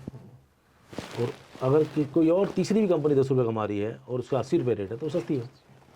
एक कंपनी 3 कंपनियां 10 रुपये कमा रही हैं, 10 रुपये सालाना, एक का 120 रुपये रेट है, एक का 100 रुपये रेट है, एक का 80 रुपये रेट है। देरी को आपका रेट आ गया सामने, सस्ती कौन सी है, महंगी कौन सी है। ये सिंपल गेज है। थोड़ा इसके अंदर आप तो थोड़ा और इन्वॉल्व होंगे, थोड़ा समझेंगे कि टॉप लाइन क्या है, ये ग्रॉस मार्जिन क्या है, बॉटम लाइन क्या है, टेक्निकल टर्मिनोलॉजीज़ क्या है, तो आहिस्ता आहिस्ता स्केल के अंदर कूदेंगे तो सीख जाएंगे मुझे। ये तो समझ आ गया कि इंडेक्स सेंटिमेंट या एक डायरेक्शन बता देगा, बट महंगा और सस्ता डिटरमिन करेगा जिस कंपनी में आप इन्वेस्ट कर रहे हैं। Fair values. तो आपने कहा कि इन्वेस्टमेंट के लिए तो आप आ सकते हैं, there is always time for investment, but there should always a time for exit as well, right? एक बंदा अगर आ रहा है तो कोई ऐसा टाइम होता है जिसमें हर किसी को एग्जिट कर जाना चाहिए? या देखो, ओवरऑल एग्जिट तो एक ही सिनारियो बनता है कि ज्यों ही आपका इंटरेस्ट रेट बढ़ने की खुशबू आ जाए आपको, तो आपने एग्जिट होना है, सोचना ही नहीं है, बस आपने एग्जिट हो जाना है। क्योंकि ये इस स्टॉक मार्केट के चलने का एक ही गेज है। ये जो क्लास है ना, असेट क्लास, ये जो स्टॉक मार्केट्स है आपकी, इक्विटी मार्केट्स, ये चलती ही अगेंस्ट इंटरेस्ट रेट्स हैं। इंटरेस्ट रेट बढ़ा, आपकी मार्केट गई, ज़ाहिर बात है पहले दिन नहीं गिरेगी, लोग फॉल्स होप्स देंगे, यार अभी तो इंटरेस्ट रेट थोड़ा सा बढ़ा है, अभी तो वो गिरती ही रहती है, इंटरेस्ट रेट बढ़ता रहता है। जिस तरह इंटरेस्ट रेट कम होते हुए एक स्लोप में कम होता है ना, आहिस्ता आहिस्ता आहिस्ता, मतलब पहले 23% से 150 बेसिस कम हुए, फिर 100 बेसिस कम हुए, फिर 150, फिर 50, फिर 75, अब आपका 11.5 पे चल रहा है, 10.5 पे चल रहा है, ये ना 10.5 पे चल रहा है। तो ये 1 साल में ख़त्म हुआ है, 1.5 साल में, 2 साल में, तो इतनी जल्दी बढ़ता भी नहीं है। लेकिन ये बात रही है कि ये जो इसकी जो ट्रेजेक्टरी इंटरेस्ट रेट की जब ऊपर जाती है ना, तो मार्केट नीचे जाती है, slow slow slow slow slow slow slow. तो कंप्लीटली अगर एग्जिट होना है मार्केट से, तो आपने इंटरेस्ट रेट पर नज़र रखनी है। अगर नहीं रखी जाती तो आप CPI पे नंबर पे रखेंगे, जो कि हैं आपके इन्फ्लेशन के नंबर्स, बस दैट्स इट। वहाँ से इन्फ्लेशन बढ़ा, आपको खुशबू आई कि इन्फ्लेशन के अंदर कोई गड़बड़ है, इस वक्त 5.6 और 6.7 के दरमियान चल रहा है, ठीक है। और जहाँ ये 9 और 10 इन्फ्लेशन रेट हो जाए, वहाँ पर एग्जिट हो जाना है। अच्छा, मुझे ये बताइएगा कि इंटरेस्ट रेट की आपने बात की, इंटरेस्ट रेट और स्टॉक मार्केट का रिलेशनशिप क्या है? पहला सवाल मेरा ये है। दूसरा सवाल मेरा ये है कि जब आपने कहा कि इंटरेस्ट रेट बढ़ने की आपको खुशबू आ जाए, तो आप एक इंडिकेशन ये कि आप मोहतात हो जाएं या एग्जिट कर जाएं। लेकिन हमने ये भी विटनेस किया, जिस रैली की हम बात कर रहे हैं आज बैठ के, वो इंटरेस्ट रेट जब ऑल टाइम हाई पर था तो ही चली, उसका क्या रीज़न था? वो गिरने की खुशबू आ गई ना। अच्छा, और रिलेशनशिप क्या है? बढ़ने की खुशबू आई तो आपने एग्जिट करना है, ठीक है, गिरने की खुशबू आई तो आपने एंटर करना है। यानी फॉरवर्ड लुकिंग आपकी मार्केट। यस जरूर। हम आप जो लोग देखें, ये कारोबार इतना ज़्यादा पैसे दे देता है आपको, और प्रॉब्लम ये है उसके लिए जो लवाजमत, जो रिक्वायरमेंट्स है ना, प्री रिक्विजिट जिसको कहते हैं। अब प्री रिक्विजिट इसकी ये है कि आपको पढ़ना पड़ेगा, मसला ही है। और हमारे यहाँ तो इस वक्त मतलब स्कूलों कॉलेजों में लोग नहीं पढ़े, लाइब्रेरियाँ बंद हो गई हैं, डिजिटल किताबें कोई पढ़ नहीं रहा इस वक्त। तो सब ज़्यादातर टिकटॉक और इंस्टाग्राम भी जिंदाबाद चल रहा है, देखा देखी लोगों को चल रहा है ज़िंदगी। जो इसकी प्रेरिक्विजिट है ही टेक्निकल और फंडामेंटल को पढ़ना। जो बड़े बड़े नाम हैं दुनिया में, जो आप जितने भी बड़े इन्वेस्टर, चाहे कोई भी हो, कोई भी कारोबार, ये मियां मंशा की बात करते हैं, कोई बात करते हैं, ये लोग सारे लोग क्या करते हैं? आप आरिफ हबीब ने पीआई की बिल्डिंग अभी क्या करते हुए नज़र आ रहे हैं आपको? एक्टिव नज़र आ रहे हैं ना, बिजनेस करते हुए नज़र आ रहे हैं, इनकी रिपोर्ट होती है, इंटरव्यूज़ होते हैं। तो इस काम में प्रॉब्लम ये है कि पढ़ना पड़ता है। अगर आपको पता ही नहीं है कि सीपीआई क्या है, इन्फ्लेशन क्या है, इंटरनेशनल जियोपॉलिटिकल सिचुएशन चल क्या रही है, या कमोडिटी प्राइसेस क्या चल रही है, हो सकता है आप गलत हों। ये मैटर नहीं करता कि आप वक्ती तौर पर टेम्पररी तौर पर गलत हो गए कि यार इंटरेस्ट रेट बढ़ रहा है तो यार या कमोडिटी प्राइस बढ़ रही है तो थोड़ा मैं पीछे हट जाता हूँ। वक्ती तौर पर 2 4 5 दिन के लिए आपकी अगर गलती होगी तो फ़ौरन से ये है कि आप फॉलो द मार्केट के रूल्स के हिसाब से अब वापस एंटर हो जाएंगे। लेकिन आपको ये तो पता ना निकलना कहाँ है, एग्जिट क्या करना है, एंट्री क्या करना है। ये तो नॉर्मल सी बात है ना। तो इस बहुत सारे जितने भी जो बड़े बिग प्लेयर्स बैठे होते हैं ना, वो उनकी पूरी टीमें काम कर रही होती है। ऐसा नहीं है कि वो फेल नहीं होते। 2008 was a disaster for everyone, सब फेल हो गए थे। इससे पहले भी चीज़ ऐसे आ चुकी हैं, ग्रेट डिप्रेशन हो या कोविड हो, मतलब ऐसी चीज़ें आती हैं जिसके अंदर बड़े बड़े फंड और बड़े बड़े जो होते हैं ना, कहते हैं बिलियंस ऑफ वाले फंड भी तबाह हो जाते हैं। लेकिन फिर भी प्रोएक्टिव लोग वही होते हैं कि जो उनको पता अच्छा यार यहाँ पर तो एक सीलिंग आ गई है, 22-23% इंटरेस्ट रेट है, दुनिया भर में भी एक टर्न अराउंड हो रहा है, कमोडिटीज़ नीचे गिर रही हैं, इंटरेस्ट रेट नीचे आ सकते हैं, तो एक साथ ही रैली शुरू होती है। और ऐसा भी नहीं कि आप उस गाड़ी में बैठ नहीं पाए। जब मार्केट शुरू हुई 38 से 40 पे पहुंची, 40 से 50 पे पहुंची, तब भी लोग एंटर हुए, लेट भी 2 रुपये 4 रुपये कन्फर्मेशन के बाद। ऐसा नहीं होता कि आप अगर प्रोएक्टिव नहीं है तो आप रिएक्टिव में आपको चांस नहीं मिलेगा, ऐसा कभी नहीं हो सकता। लोग 67 में भी घुसे, जब वोट 8 फरवरी की इलेक्शन मशहूर है पाकिस्तान के अंदर, तब भी लोग एंटर हुए, तब भी लोगों ने पैसा बनाया। पिछले साल 1,17,000 में भी लोग एंटर हुए, मतलब तब भी पैसा बनाया। तो आप अगर इंटरेस्ट रेट नीचे जाना शुरू हो और आप उस खुशबू पे काम कर रहे हैं या उस फॉरवर्ड लुक पे काम कर रहे हैं तो थोड़ा लेट हो जाएंगे, तब भी आप उस रैली को एंजॉय करेंगे। आपको लेकिन एग्जिट और एंटर करना आता हो, मेक श्योर। तो और दूसरा जो आपने पूछा कॉम्बिनेशन दोनों का क्या है आपस के अंदर, दोनों पैसा रेस करने की जगह है।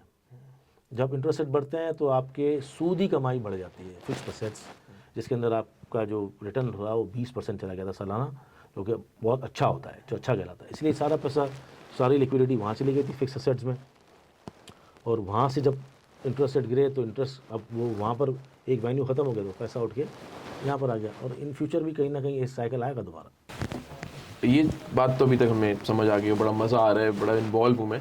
आपने बोला कि दोनों जगहें जो हैं, जो इंटरेस्ट रेट की जगह है या पाकिस्तान स्टॉक एक्सचेंज, दोनों पैसे रेस करने की जगह है। दैट मीन्स कि जो पैसा कमाने की जगह, मतलब कमाने की जगह, और कैपिटल रेस बेसिकली रेस होता है। जी। कैपिटल डेफिनेटली कोई कंपनी आके अपने आप को लिस्ट कराती है, पैसा रेस करती है। डायरेक्टली और इनडायरेक्टली कितने लोग स्टॉक मार्केट से कनेक्टेड हैं? एक तो वो लोग हो गए जो कंपनी के शेयर्स बाय या सेल कर रहे होते हैं। इसके अलावा कितने लोग, कंपनी का स्टेक है, कंपनी के साथ कोई लोग हैं, कितने लोग कनेक्टेड होते हैं? अराउंड 4.5 लाख अकाउंट तो खुल चुके हैं ना तकरीबन, और इस साल के अंदर ही ज़्यादा खुले हैं। जब से ये हुकूमत अभी नहीं आई है शहबाज शरीफ साहब था की, तो उसके बाद ज़रा थोड़ा बढ़ गया है मामला, और ख़बरों में भी रहता है। हालांकि इसकी सबसे बड़ी वजह बुलिश सेंटिमेंट की, आपका इंटरेस्ट रेट को नीचे आ जाना है। तो वो मार्केट जब बढ़ रही होती है तो ख़बरों में भी आती है। दैन सोशल मीडिया पे भी एक तूफ़ान मचा हुआ है ना, कि भाई ज़रूरत है कुछ अब लोगों को नया नज़र आ रहा है तो लोग उसकी बात कर रहे हैं, उसके बारे में एजुकेशन चल रही है, ये तमाम चीज़ें चल रही हैं। तो देखें, कनेक्शन आप इस तरह मिला लें कि एक कंपनी है, अभी आपने BF एग्रो की वीडियो आपने ख़ुद बनाई है ना, और BF एग्रो वाला अंडे वाला आदमी बेचारा, उसने काम तो शुरू किया हुआ सोच के कि चलो मैं अपनी पेट कम के लिए रोज़ी कमाऊँगा। वो शुरू यहाँ से होता है हर आदमी। उसके बाद जब 1-2 स्टेप सिक्योर हो जाता है वो, तो फिर वो ज़्यादा उसका दिमाग काम करता है, भाई हाँ कपड़ा लगता, रोटी सब कुछ आ रहा। दैन वो एक विजन के साथ चलता है कि चलो अब मैं इस दुकान को, अब मैं बड़ी दुकान करता हूँ, एम्प्लॉय बढ़ाएगा, फिर वो कंपनी बनाएगा, फिर लिस्ट कराएगा, फिर और बढ़ाएगा। तो वो बड़ा बिजनेस अब करता है जिसके अंदर एक्सपोर्ट भी शामिल हो। तो फ्रॉम 1 टू चला गया 1000। और एक आदमी था जो घर से निकला था, दुकान खोली, और देन आज उसके पास 2-3 अपनी जो कंपनी है BF एग्रो वाले की, अब वो एक्सपोर्ट भी कर रहा है, वो बेतहाशा क्लाइंट है। और एंड यूज़र, अगर आप एंड यूज़र को भी अगर काउंट करें, जो उस प्रोडक्ट को खा रहा है या इस्तेमाल कर रहा है, और उसके अंदर ट्रेड करने वाले जो लोग हैं, जैसे ट्रेडर हैं, शेयर होल्डर्स हैं, फिर वो SECP है, रेगुलेटर्स हैं, स्टॉक एक्सचेंज है, ब्रोकर्स हैं, तो अगर आप तमाम कंपनियों को मिलाएंगे तो करोड़ों लोग इन्वॉल्व हैं, डायरेक्टली और इनडायरेक्टली करोड़ों लोग इन्वॉल्व हैं। आप देखो, कोई भी पाकिस्तान का आदमी रास्ते पे चल रहा है, उसको कुछ नहीं पता कंपनी के बारे में, पर जिस रास्ते पे चल रहा है, नीचे ही जो गैस की पाइपलाइन है, सुई नॉर्दर्न की और सुई सदर्न की, बिजली आप यूज़ करते हो, कराची इलेक्ट्रिक का बिल दे रहे हो, ठीक है। रास्ते में आप देख रहे हो बैंक आपके सामने है, मिजान बैंक, UBL, आपका छोटा सा अकाउंट है, तब भी जैज़ कैश और इजी पैसा है, वो भी किसी ना किसी तरह कंपनी, लिस्टेड कंपनी के साथ इन्वॉल्व है। PTC का फ़ोन उठाते हो, ये मैंने रिसेंटली वीडियो बनाया भी था कि इतनी सारी कंपनी आपकी कौन सी है।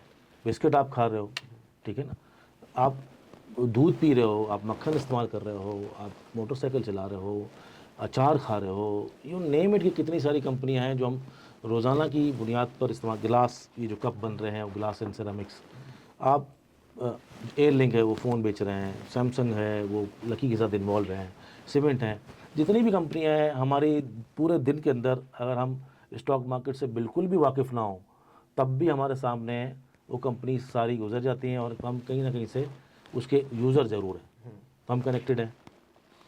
फिर वो उस कंपनी के अंदर जो काम कर रहे हैं वो कनेक्टेड हैं, वो मालिकान तो वो तो है ही कनेक्टेड, उसके शेयर होल्डर्स वो कनेक्टेड, फिर उसको जो रेगुलेट करते हैं स्टॉक एक्सचेंज, ब्रोकर, सब वो कनेक्टेड, एडवाइज़र कनेक्टेड। तो कमोबेश आपकी आधी आबादी पूरी तरह स्टॉक मार्केट से कनेक्टेड होती ही होती है।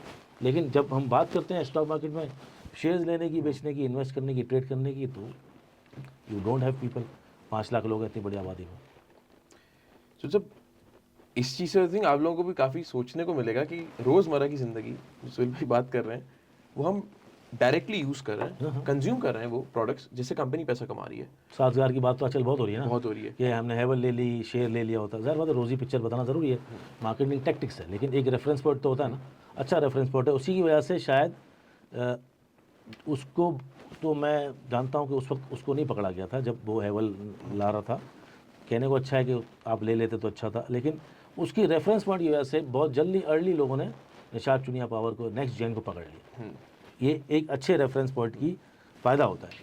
अब उस वक्त किसी ने नहीं कहा था कि आप साजू ले लो, उस वक्त किसी के पास डेटा नहीं है बोलने के लिए कि यार जब साजू लॉन्च कर रहा था ये हैवल GWM की, तो उस वक्त किसी ने नहीं कहा था। हाँ, अलबत्ता हमने अपने ग्रुप पे अर्निंग आने के बाद कहा था, सेकंड क्वार्टर की, जब उसकी अर्निंग 10 रुपये आई थी ना आधे साल में, फिर 23 रुपये आई थी 200 रुपये पे, तो वो मैंने भरपूर बताया था, और आपको एक प्रोग्राम में 1000 रुपये हमने कहा था बैठ के। अब उस अच्छे रेफरेंस पॉइंट से फ़ायदा ये हुआ कि लोग अब अर्ली जा रहे हैं उनके अंदर, या UBL की वजह से जा रहे हैं दूसरे बैंकों में, कि यार पहले इस तरह की जो मतलब पीयर्स, जैसे मैं कह रहा था ना, उसी इंडस्ट्री के अंदर वो मिसाल दे रहे थे उस वक्त के, यार एक कंपनी इतना कमा रही है, दूसरी कंपनी तो महंगी कंपनी, तो लोग अब ढूंढना शुरू हो गए हैं कि यार अच्छा और कौन सी कंपनी सीमेंट बेच रही है, या अचार की कंपनी नेशनल फूड है तो कौन सी है, अच्छा अब जेको ला रही है तो जेको की कंपनी कौन सी। यकीन माने हम तो शरिया में काम करते हैं ना, पर जेको के लिए इतने सवाल आता है, इस तरह लोगों ने सवाल किए हैं कि हमें जेको के शेयर लेने हैं। भाई दे नो ना कि भाई अगर साजगार का ये हुआ है, फिर साजगार में एक तरफ जब मंदी लग रही थी, ऐसा लग रहा था कि यार अब जेको की वजह से, निषाद चुनिया, निषाद पावर की वजह से उसको मार पड़ सकती है, तो उसने टैंक लॉन्च कर दिया। ये होता है एग्रेसिव मैनेजमेंट। और साजगार में जिस तरह का ट्रस्ट है लोगों को, और जिस तरह का कहते हैं ना एक पुश लोगों को मिलता है कि नहीं यार ये अभी भी कुछ करेगा, ऐसा होगा कि ये करेगा, उस तरह की चीज़ आती है। आई थिंक जैसे आपने बात की थी कि मैं मैनेजमेंट को भी देखता हूँ, और अगर जब हम फेयर वैल्यू की बात कर रहे थे तो एंटरप्राइज वैल्यू, बुक वैल्यू, आपने कहा मैं मैनेजमेंट, बोर्ड ऑफ डायरेक्टर्स, हर कि मैनेजमेंट किस तरह डिसीजंस ले रही है। आई थिंक साजगार बड़ा प्रोमिनेंट इसलिए भी नजर आता है क्योंकि मैनेजमेंट बड़ी प्रोएक्टिव है, ऑन द टोज है, प्रोडक्ट्स लेकर आ रही हैं, market participation and just not that, market sentiment भी बड़ा पॉजिटिव है, कस्टमर केयर है, तो वो शायद इसी एक टर्न अराउंड स्टोरी। जब टर्न अराउंड की बात नहीं थी, ये थी कि जैसे ही वो कंपनी जब रिक्शा बेचती थी, वो आई थी काफ़ी सालों से है, फिर राइट्स दिए लोगों को, फिर वो राइट्स के अंदर फिर आहिस्ता आहिस्ता उन्होंने एक कॉन्ट्रैक्ट किया अपना, एक CKD यूनिट के लिए बिल्ड किया, पूरा प्लांट लगाना, उस अर्ली मराइल में तो वो नहीं इतनी पॉपुलर थी ना। जो ही नज़र आया उसकी गाड़ियाँ रोड पे नज़र आई और पहली अर्निंग्स आई, तो देन उसके बाद उसी तरह अब लोग जो है वो चीज़ें ढूंढने लगे और उसी तरह अब आगे होगा इंशाल्लाह। साज़गार की या UBL की या मीज़ान की या कोई भी ऐसी कंपनी जो FFC की कंपनी, वो जब अच्छी चल रही है ना, उसके अंदर सबसे बड़ी बात लोगों का एतमाद होता है। जब आपने राइट शेयर्स की टर्म यूज़ की, मैं इसको थोड़ा अगले वाले सवाल में कवर करता हूँ। ये राइट शेयर्स क्या होते हैं, ये एग्स डेट क्या, आपने इंडेक्स के बारे में बोला, तो ये भी लोगों को कन्फ्यूजन होती है। तो अगेन मैंने बोला था कि हम बेसिक से लेके चलेंगे इंशाल्लाह। आपने बोला लोग कंपनियाँ ढूंढ रहे हैं, which is a very good thing. लोगों का एक ट्रस्ट भी बिल्ड हो रहा है, एक पार्टिसिपेशन भी बन रही है। एक बंदा आया, वो देखता है कि नई गाड़ियाँ आ रही हैं, इसके शेयर्स में ले सकता हूँ, उसने स्टॉक मार्केट में अकाउंट खुलवा लिया। कंपनियाँ तो उसको नज़र आ रही हैं कि मुझे कौन सी लेनी चाहिए, वो ढूंढ रहा है। वो खुद को कैसे ढूंढेगा कि मैं कौन हूँ, मैं ट्रेडर हूँ या इन्वेस्टर हूँ, क्या मैं इस कंपनी में इन्वेस्टमेंट करने जा रहा हूँ या मैं इस कंपनी के शेयर प्राइस में प्राइस फ्लक्चुएशन लूँगा? How will that person determine? यही तो यही तो प्रॉब्लम है। जब हम कह रहे थे ना कि 5 लाख लोग हैं, लोग कनेक्टेड हैं, बहुत सारी बातें हम करते हैं, इसके अंदर पढ़ना चाहिए, यही प्रॉब्लम है। सबसे जो मुश्किल पार्ट है ना इन फाइनेंशियल मार्केट्स का, यही है जो अभी तक आइडेंटिफाई नहीं हो रहा है, साइकोलॉजिकल प्रेशर्स। ये बात तो आसान है कि टेक्निकली मैं बता दूंगा कोई चीज़ के, यार फंडामेंटल बता दूँ कि फेयर वैल्यू ये है या टेक्निकली ये नज़र आ रहा है, उस पर अटैम्प्ट करना और उससे एग्जिट करना, ये नहीं हो सकेगा लोगों से। क्यों? सबसे मुश्किल काम है ना ये। मतलब जब कोई जो लोग जो है ना, वो आप समझें कि देखा देखी कर लेते हैं कि यार मैं मुफीस ले रहा है तो मैं ले लेता हूँ, या मुफीस कह रहा है तो मैं कह लेता हूँ। मुफीस बाय करना कह रहा है, मुफीस अगर ये साथ कह रहा है कि भाई देखो आपने रिस्क मैनेज करना है अपना। मिसाल के तौर पर एक फंडामेंटल कंपनी हमने बताई कि साज़गार है, वो GMW बेच रहा है, निशात पावर वाले नेक्स्ट जेन के थ्रू फलां बेच रहे हैं और ये प्रोडक्ट बिक रहे हैं, ये इसके हर जगह पे आपको लिखा होगा यार ये प्रोबेबिलिटीज़ हैं, कंपनी इतना कमा सकती है। लेकिन अगर कोई सेटबैक आ जाए तो उसके अंदर नीचे रिस्क लिखे होंगे ना, कि कंपटीशन आ जाए, कोई प्रोडक्ट फेल हो जाए, कोई प्रोडक्ट ना चले मार्केट के अंदर, तो उस रिस्क को लोग नहीं देखते। बोला यार मुफीस ने तो कहा था, या फलान XYZ ने कहा था ये कंपनी ले लो बढ़ जाएगी। जब वो गिरती है तो वो निकल नहीं सकते उसमें, और वो ज़िंदगी बस में बैठे रहते हैं। उनको वहाँ पर फैसला साजी आती ही नहीं है कि अब इस शेयर से मैंने करना क्या। क्योंकि ट्रेडिंग, इन्वेस्टिंग, ये तमाम चीज़ों के अंदर एक लाएमल होता है ना। एक किसी भी कारोबार के अंदर आप रिटेल कर रहे हैं, होलसेल कर रहे हैं, कोई भी कर रहे हैं, बड़ा काम एक्सपोर्ट कर रहे हैं, इंपोर्ट कर रहे हैं, तो एक स्ट्रैटेजी होती है ना सबकी। इसके अंदर भी स्ट्रैटेजी बनानी पड़ती है ना हर आदमी को, ट्रेडिंग इन्वेस्टमेंट की। लेकिन यहाँ पर एंट्री प्लान तो है, एग्जिट प्लान किसी के पास नहीं है। इसलिए सालों से जब आप देख रहे हैं, हमेशा जो क्रैश होते हैं, चाहे वो बिटकॉइंस के हों, मतलब कॉइन मार्केट के हों, चाहे बुलियन मार्केट हमारी जो है ये मेटल मार्केट हो, चाहे स्टॉक मार्केट के हों, एग्जिट कोई नहीं कर पाता। लॉस को मैनेज करके चल ही नहीं पाते, चाहे इन्वेस्टमेंट कर रहे हों चाहे ट्रेडिंग कर रहे हो। अब इन्वेस्टमेंट स्ट्रेटजीज भी तो फेल हो सकती हैं। आपने किसी को कंपनी के बारे में सोचा, वॉरेन बफे है, उसने कोई डिसीजन गलत ले लिया। एक बहुत बड़ी मिसाल है उसकी कोका कोला कंपनी की, उसने किया था, या दूसरी कंपनी की उसने किया था, वो अर्ली उसने निकल गया उससे, क्या मेरा गलत डिसीजन था, मैं निकल गया। वो डिस्कस क्यों नहीं होता हमारे यहाँ? हमारे तो बताया वॉरेन बफे ने ये किया, चार्ली मंगर ने ये किया, पीटर लिंच ने ये किया, वो सारी रोज़ी पिक्चर बताते हैं साज़गार की तरह। लेकिन आप ये बात बताया ना कि अगर मैं 1 साल पहले बोलता कि भाई आप सिविक बेच के होंडा कार का शेयर ले लो, ये भी तो एक पिक्चर है ना, ये तो किसी ने नहीं बताई। ठीक है, रेफरेंस पॉइंट के लिए रोज़ी पिक्चर सबने बताई, लेकिन अगर मैं किसी को ये मशवरा देता कि आप अभी इस वक्त सिविक नहीं लो, उसकी एच कार ले लो, 1 साल बाद तो 20% माइनस है और एच कार, सिविक बढ़ गई, और सिविक की वैल्यू वही है एटलीस्ट, चलो डेप्रिशिएट होके भी, तो फिर वो तो लोग आके मारने दौड़ पड़ते। तो रियलिटी डार्क साइड ये है, वो बतानी ज़रूरी है लोगों को। अगर आप सिर्फ और सिर्फ रोज़ी पिक्चर बताएंगे, रिस्क मैनेज करना नहीं सिखाएंगे, इस बात के लिए कि आपकी मार्केट बेहतर हो जाए, अच्छी बात है, आप एजुकेट करें, लेकिन इसका अगर ब्लैक और वाइट दोनों नहीं बताया ना, तो फिर ये मार्केट ग्रो नहीं करेगी। अगर आप एक साइड पिक्चर की या कॉइन की एक साइड ही सिर्फ बताएंगे तो मार्केट ग्रो नहीं करेगी। पीपल मस्ट नो कि दोनों साइड हैं, बहुत ज़्यादा पैसे बनते भी हैं, बहुत ज़्यादा पैसे डूबते भी हैं। रिस्क को मैनेज नहीं करना, ग्रीड और फियर को मैनेज करना है। रिस्क का मतलब ये है ग्रीड और फियर, मतलब माल के अंदर एग्जिट भी करना है। प्रॉफिट अगर आपने सोचा था कि यार मैं कि मैं एक स्टॉक ले रहा हूँ, फंडामेंटली देख रहा हूँ, टेक्निक देख रहा हूँ, मैं ले रहा हूँ भाई 100 रुपये में ले रहा हूँ या 50 रुपये में सिटी फार्मा ले रहा हूँ, मेरा टारगेट 100 रुपये है या मेरा टारगेट 75 रुपये है। अब 75 पे आती है, आप बोलते हो नहीं या तो और बढ़ेगा, वहाँ पर ग्रीड जो है वो आपके कंट्रोल से बाहर हो जाता है और वो 75 से वापस 40 रुपये हो जाता है। तो फिर तो एग्जीक्यूशन प्लान और वो जो आपके जो कंट्रोल में ना, जिसे जो आपने कैलकुलेट किया हुआ था भैया टारगेट, अब निकलो ऊपर नीचे, कंपनी अच्छी नहीं है, अच्छा परफॉर्म नहीं कर रही, होंडागार निकलो, पैसा मूव करो। तो यहाँ पर आके जो बहुत सारा जो लोग फंसता है ना फाइनेंशियल मार्केट के अंदर, वो यही लोग हैं जो एग्जिट नहीं कर पाते। जी सुधर, मैं आप लोगों को बताया था कि एक्स रेट और ये राइट शेयर्स क्या होते हैं, इस पर हम बात करेंगे। मैं इसलिए आप लोगों को बता रहा हूँ कि आप लोग भी कनेक्टेड रहें कि ये टॉपिक आगे कवर होंगे। आपने कुछ फेमस लोगों के नाम लिए, आपने वॉरेन बफे का या चार्ली मंगर और इस तरह के नाम आपने लिए, और इनको सक्सेसफुल इन्वेस्टर की तरह देखा जाता है। क्या आपने कहा दोनों साइड्स होती हैं ना, निकलना भी होता है, एंट्री भी करना होता है, मार्केट की दोनों साइड्स होती हैं। तो इस तरह एक इन्वेस्टर होता है मार्केट में और एक ट्रेडर होता है। इन्वेस्टर के ऊपर तो सब बात करते हैं, क्या सक्सेसफुल ट्रेडर्स भी हैं इस हाँ। मार्केट में? बिल्कुल है, सिर्फ साजगार नहीं है, दूसरी कंपनियां भी हैं। कौन कौन है? मेरा UBL है, उसके भी रेट देखना चाहिए ना आपको। आपने ये भी देखना है कि कोई फूड जो था वो 5 रुपये का 40 रुपये का विद इन नो टाइम हो गया, ठीक है। इसी तरह आपका कराची इलेक्ट्रिक 4 रुपये का था, 8 रुपये हो गया, 8.5 रुपये हो गया। बहुत सारी कंपनियां, बैंकों में देख लें, मीज़ान 2 साल पहले 100 रुपये 200 रुपये पता था।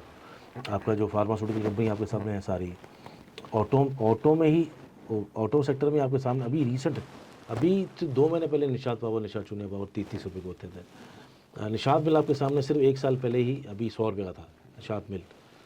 इंटरलूप अभी 60 रुपये का है, मुगल 60 रुपये का। तो बहुत सारी कंपनियाँ, क्योंकि एक होता है ना हीरो ऑफ द मार्केट, तो साजी ज़रा हीरो बना हुआ है।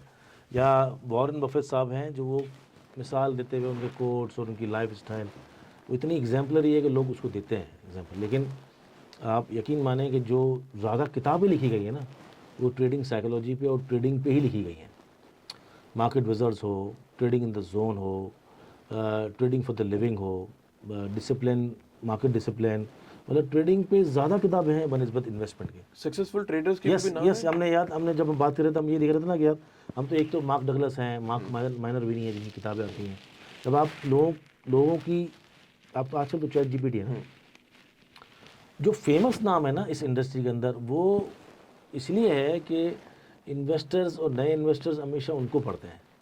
बेंजामिन ग्राम को, जो वॉरेन बफेट कहते हैं मेरे भी उस्ताद थे, फिर वॉरेन बफेट की एक एग्जांपल हमारे सामने घूमती रहती, क्योंकि वो दुनिया में सबसे अमीर तरीन इन्वेस्टर कहलाए, ठीक है। इसी तरह बहुत से लोग जिन्होंने अपने इन्वेस्टमेंट करी और वो कंपाउंडिंग चलती रही, फिर उन्होंने कंपनी बनाई, तो एक रिनाउंड है सामने नज़रों में। बहुत से लोग जो होते हैं वो अपनी अनसंग किस्म के हीरोज़ होते हैं, लेकिन ट्रेडर्स होते हैं। आजकल की दुनिया में जब क्रिप्टो चल रहा है, आपका जो वकार जगह है वो क्या है? ट्रेडर।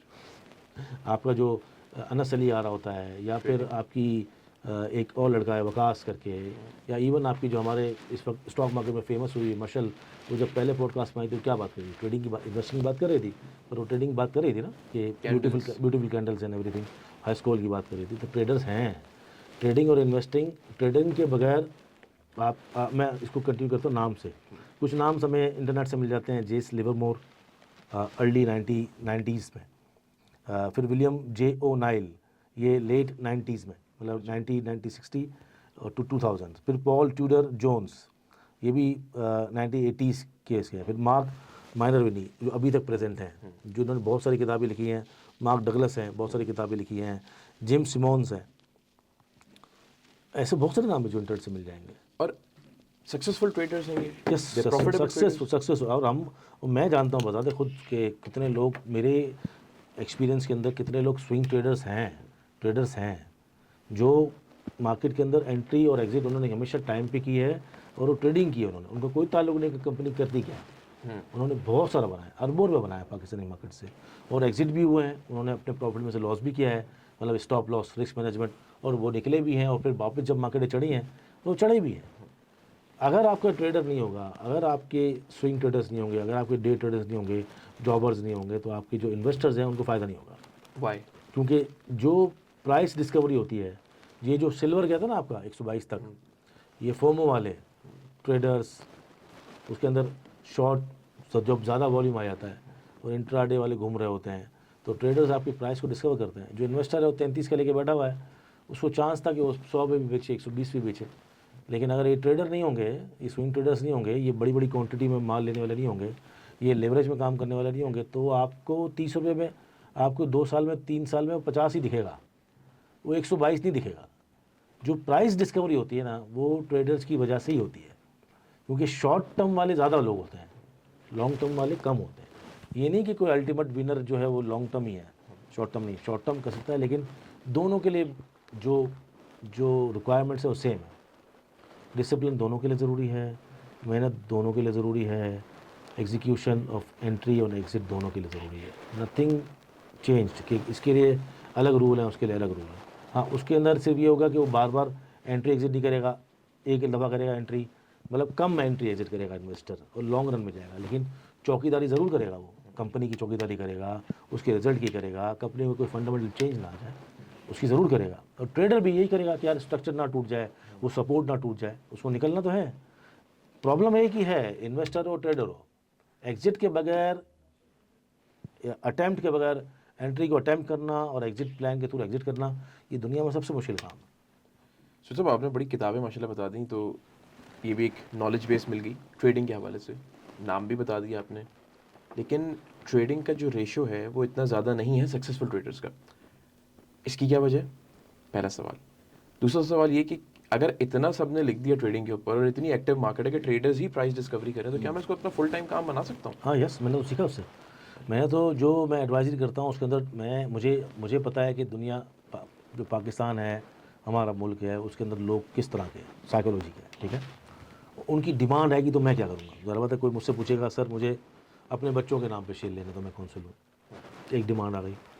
एक मुझसे पूछेगा सर मुझे 2 साल के लिए इन्वेस्टमेंट करनी है, जो सिर्फ 2 साल, तो मैं क्या करूँगा? कोई आएगा मेरे पास, सर मुझे आज लेना है कल बेचना है, मैं क्या करूँगा? तो जितने भी किस्म की रिक्वायरमेंट्स आएंगी उनको मैं कैसे पूरा करूँगा?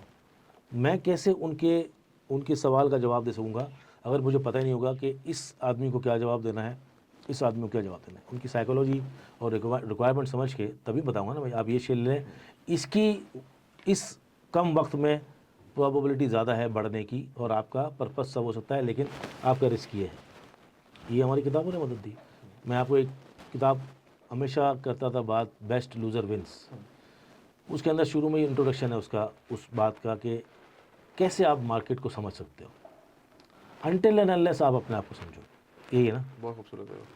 इतनी खूबसूरत किताब है बेस्ट लूज़र विंस। शुरू का उसका प्रोलोग है ना या इंट्रोडक्शन है, वो पढ़िएगा ज़रूर सब के सब, बेस्ट लूज़र विंस।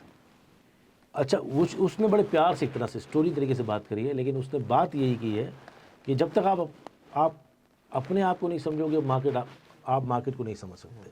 यही बात मार्क डगलस ने भी की है, जिन्होंने बहुत अच्छी फेमस किताब लिखी है, आई थिंक कि ट्रेडिंग इन द जोन। अब इन्वेस्टर हैं वो तो सबके सामने है कि जो किताब है पीटर लिंच की या बेंजामिन ग्राहम की किताबें सबके सामने है। वो तो बहुत आसान है कि आपने एक कंपनी को कंपाउंडिंग किस तरह करनी है, लोग करते नहीं। लेकिन अगर आपका टेम्परामेंट ही इन्वेस्टमेंट करनी है तो क्या करोगे आप? या अगर आप ट्रेडिंग करना चाहते हो और अगर ट्रेडिंग का टेम्परामेंट ही नहीं है तो आपको तो इन्वेस्टमेंट करनी पड़ेगी।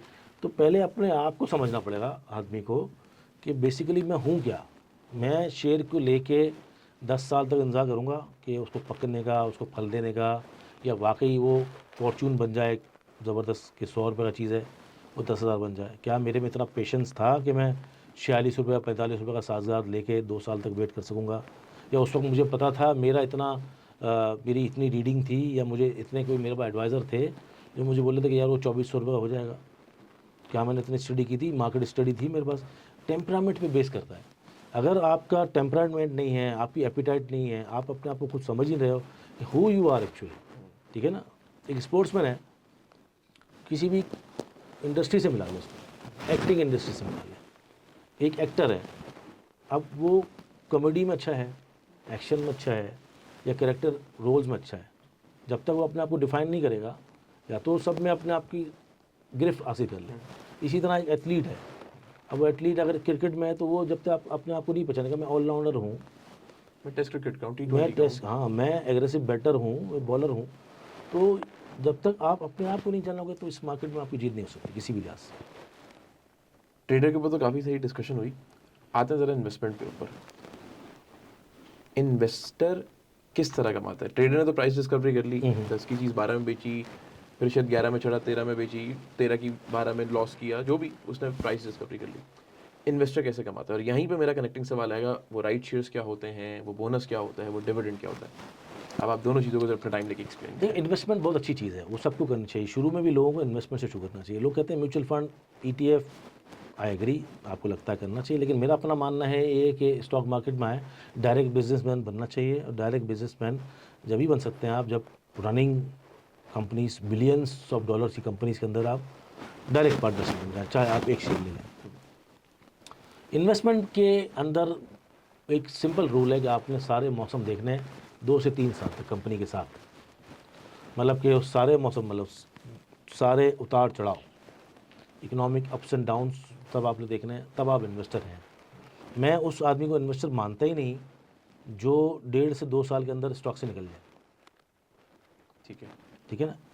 मैं उसको ही इन्वेस्टर मानता हूँ जिसके पास स्टॉक 5 साल से पड़ा हुआ है।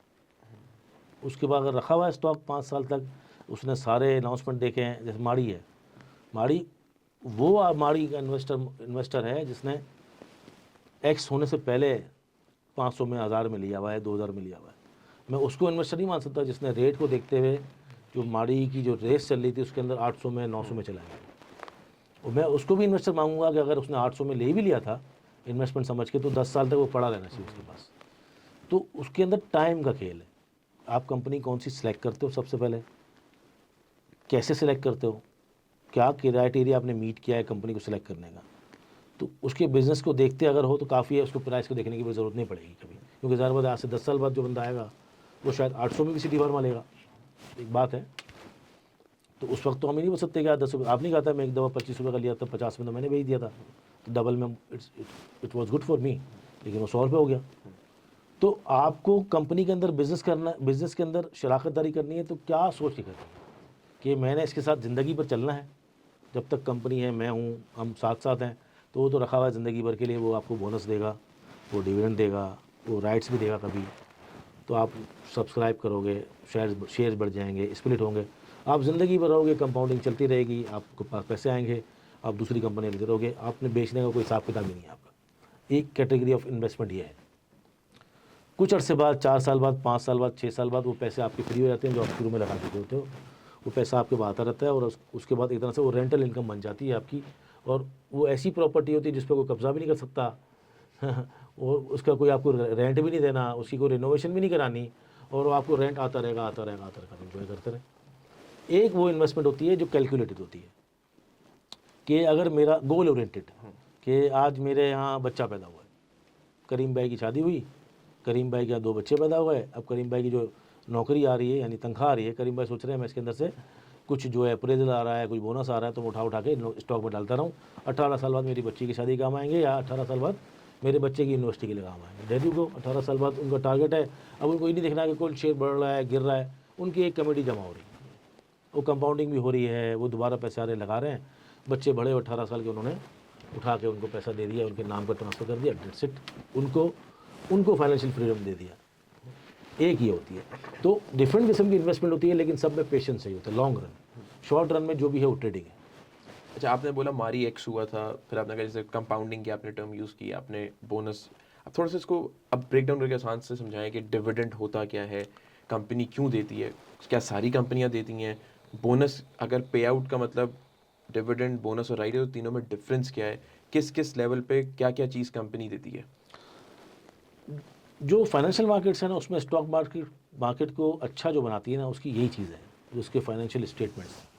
आप गोल्ड का फाइनेंशियल स्टेटमेंट नहीं मिलेगा आपको, है ना, ऑयल का नहीं मिलेगा आपको, ना ही बिटकॉइन का बिटकॉइन का मिलेगा, भी नहीं मिलेगा।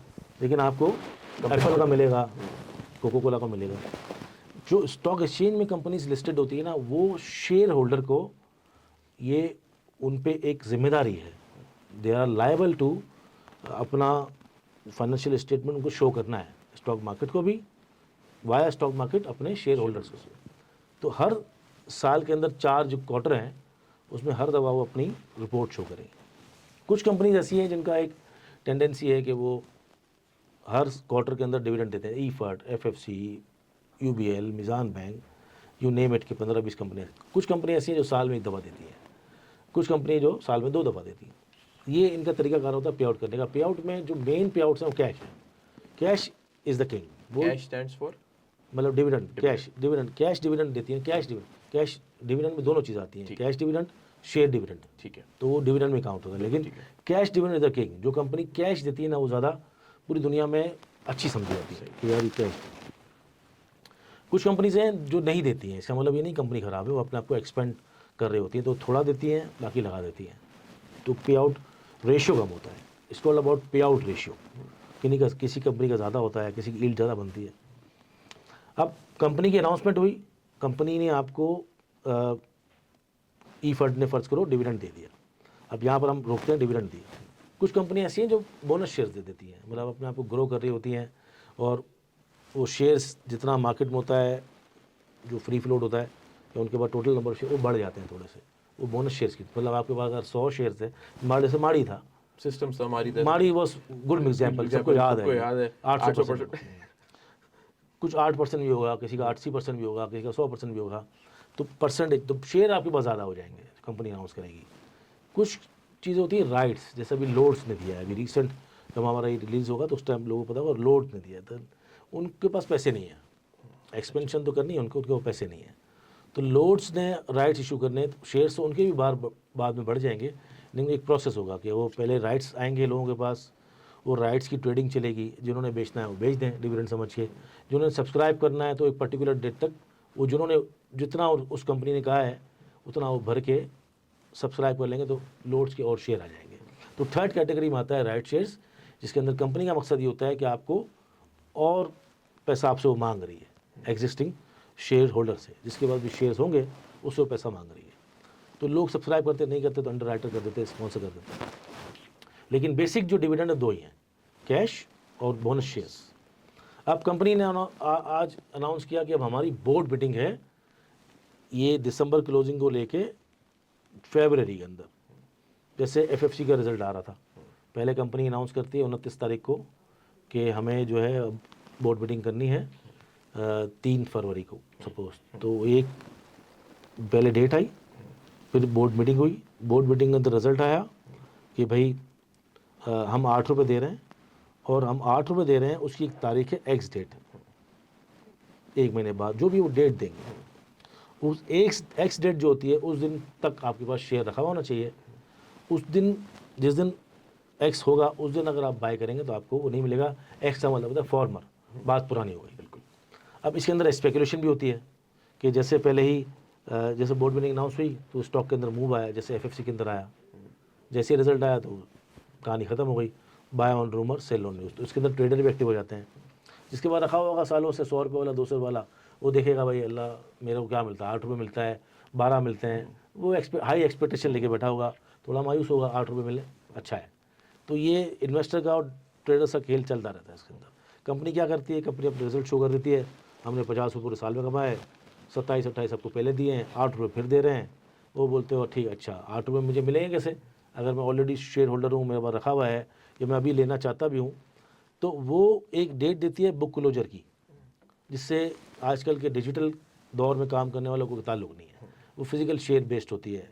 एक्स डेट के दरमियान में एक वर्किंग डे के हिसाब से एक एक्स डेट निकलती है, बुक क्लोजर के दरमियान में एक एक्स डेट निकलती है। उस एक्स डेट को अगर आप शेयर बेच देते हैं तब भी आप एलिजिबल होंगे फॉर डिविडेंड। उस दिन से एक दिन पहले भी अगर आप शेयर लेते हैं तब भी आप एलिजिबल होंगे। उस दिन अगर आप खरीदेंगे तो एलिजिबल नहीं होंगे। ये होता है सारा पूरा सिस्टम। ज़बरदस्त। डिविडेंड की थोड़ी सी बात करते हैं। जी जी। आपने कहा कि जो सबसे अच्छा है among all 3, cash dividend is the king. Yes. अब एक कंपनी डिविडेंड देती है, उसकी एक सर्टेन प्राइस होगी, क्या डिविडेंड रेशो का जो पे आउट रेशो जो होता है वो बढ़ता भी है?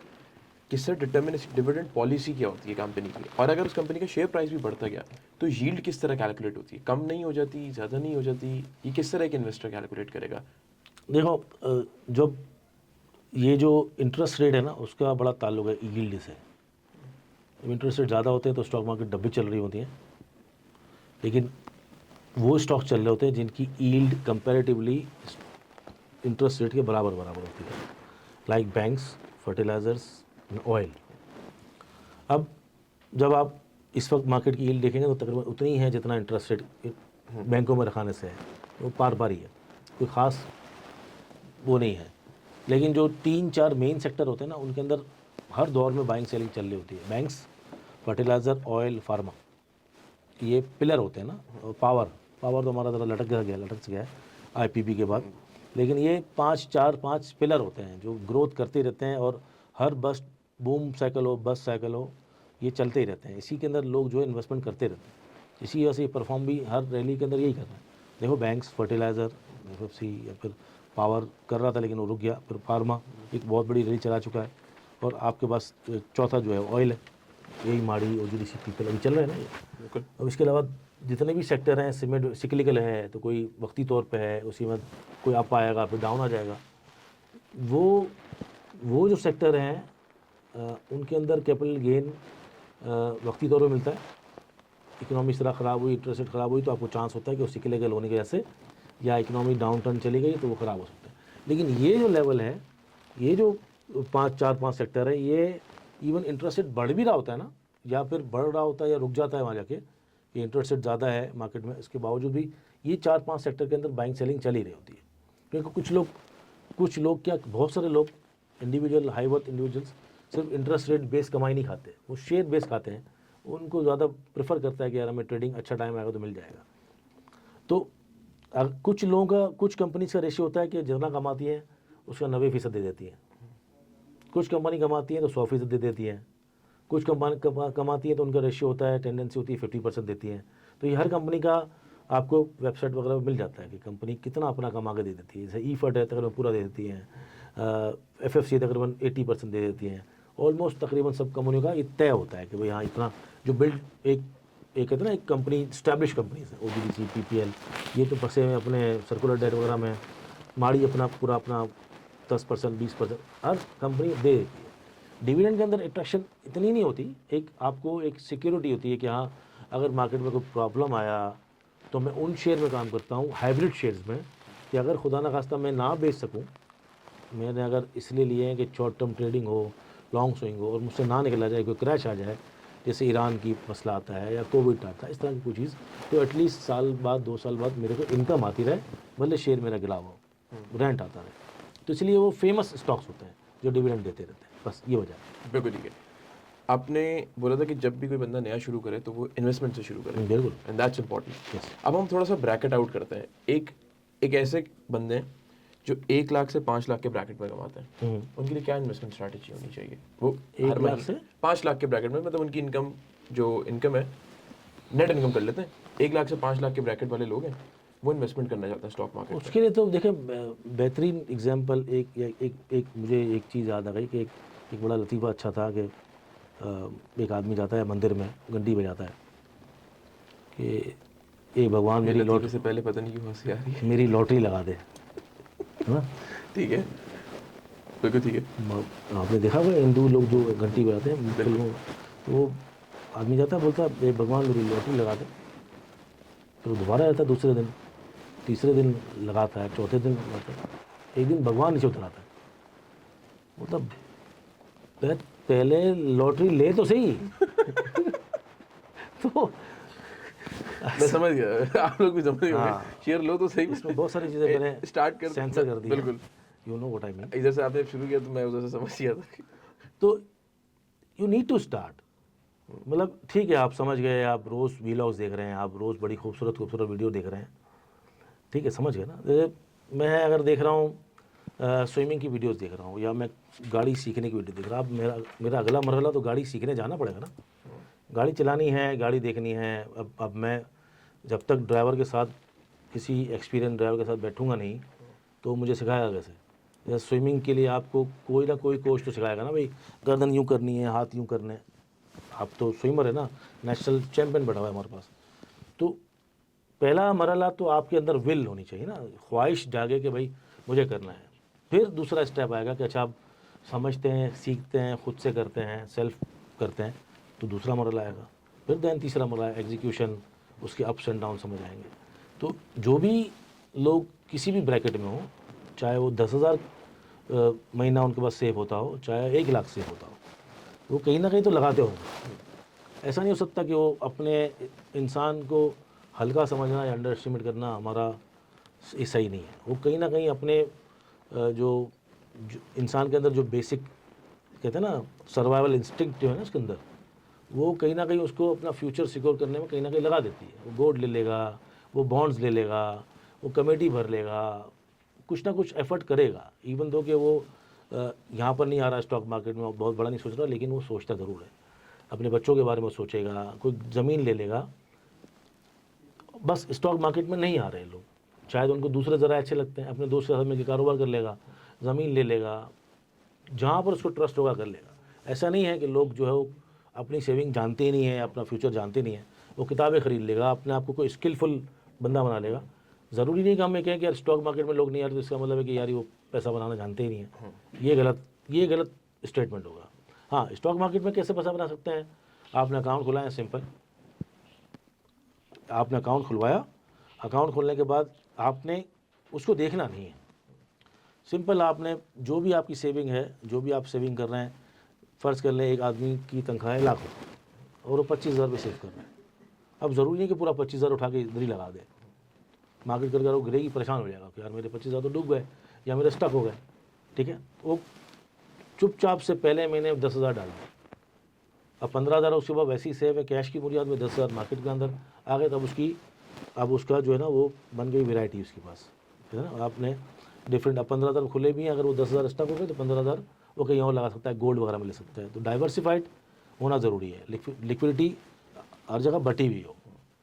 अब दूसरे महीने फिर 25,000 आते हैं, तो अब वो 15,000 पुराने वाले उठा के लगा दे अगर कैश पड़ा हुआ तो, नहीं तो नई सेविंग में से 15,000 लगा दे और 10,000 की कोई और चीज़ ले ले। तो 3 जगह भी डिवाइड कर ले, फिर आहिस्ता आहिस्ता तीनों चीज़ों को बढ़ाता रहे, यूँ यूँ यूँ यूँ करके। ये नहीं करे कि 25,000, अगर नया आदमी है तो 2 साल 3 साल तक, 4 साल तक अगर मार्केट को नहीं समझा, उसके अप्स एंड डाउन नहीं समझा, तो अगर कोई वॉर आई, कोई क्राइसिस आया, तो इतनी सेंसिटिव मार्केट है ये कि आप यकीन माने जब इंडो पाक की वॉर हो रही थी ना, तो हमारे आंखों से ना धुआं निकल रहा था।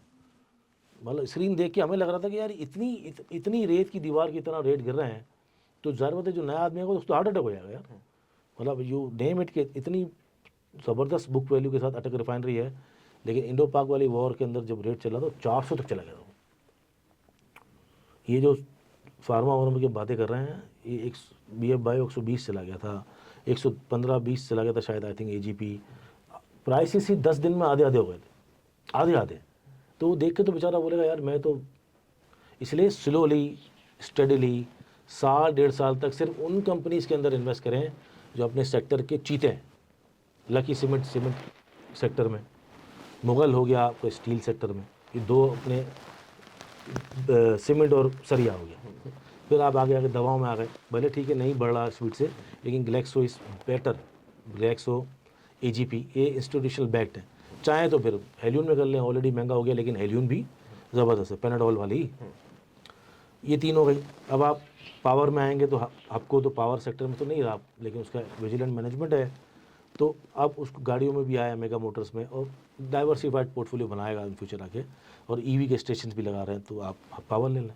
तो 4 कंपनी हो गई। अब आप ऑयल में आना है तो माड़ी इज़ बेस्ट, नंबर 1, कोई है ही नहीं। ऑयल मार्केटिंग में आना है तो अटक पेट्रोलियम इज़ बेस्ट, रिफाइनरी में आना है तो अटक रिफाइनरी हो गई, ये हो गई 6-7 तो हो गई। फिर फर्टिलाइज़र में आना है तो आप FFC ले लें, होल्डिंग कंपनीज में आना है तो एंग्रो होल्डिंग ले लें। तो ये 11-12 मोटी मोटी कंपनी आ गई, इसी में इन्वेस्टमेंट करते रहें। ऑटो में जाना है तो ऑटो आपको पता सिक्लिकल है, मतलब अभी इकोनॉमी है तो बाद में इकोनॉमी नहीं है, या बाद में कोई कंपटीशन है तो रिस्की होता है। इसके अंदर एंट्री एग्जिट की टाइमिंग बहुत इंपॉर्टेंट होती है। तो 10-11 कंपनी निकल आई, अब आप 10-11 कंपनी में डालते रहें। अगर आपने टेक्सटाइल में जाना तो शार्प में डाल लें, इंटरलूप में डाल लें। फिर आहिस्ता आहिस्ता वक्त के साथ साथ जब आप कूद चुके होंगे इसके अंदर, तो आपको फिर दूसरी स्किल भी आएगी कि हाथ कैसे घुमाना है, शैलो वाटर से डीप वाटर में कैसे जाना है, अब इस जगह से उस जगह कैसे जाना है। पहले दिन तो नहीं आएगा, पहले दिन तो ड्राइविंग आपको नहीं आएगी। बता लो पहले दिन मैं सीखा हूँ, अब मैं चाहता हूँ भाई हाईवे ड्राइविंग करने के लिए, तो आपने तो वापस आना नहीं है, फिर किसी और नहीं आना है।